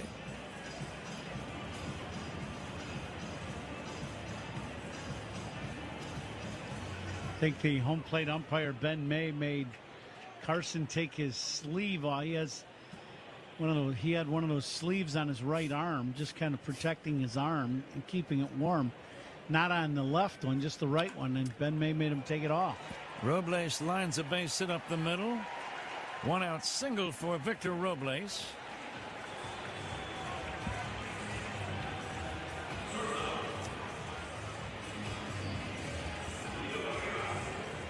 And the new batter for Seattle is going to be Leo Rivas. Pitch on the way to Rivas is a strike. Cubs are going to be 19 above 500, 75 and 56 with 31 to go. Seattle is going to fall 7 below 500. They're going to be 62 and 69. The 0-2 drops outside for a ball.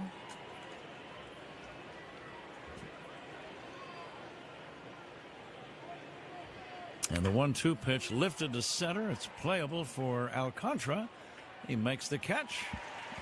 And Seattle is down to their last chance.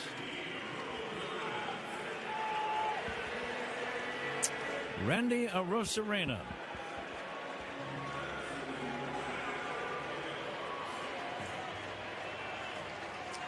Arozarena with a home run. Hits a bouncer to the hole at short.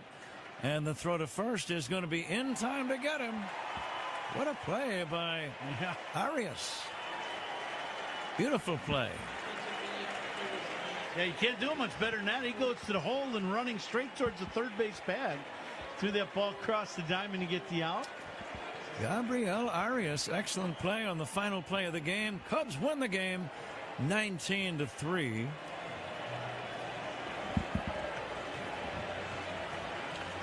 And we are going to take care of a little bit of business here. First of all, we should note that it is time to fly the W. Sponsored by Southwest Airlines, the official airline of the Chicago Cubs.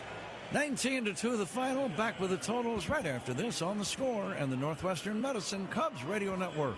Cubs Talk on your ride home. Spiegel and Holmes, afternoons 2 to 6 on 104.3 The Score. It's a known fact that dogs can hear frequencies too high-pitched for human ears. So Tito's Handmade Vodka made this message just for them.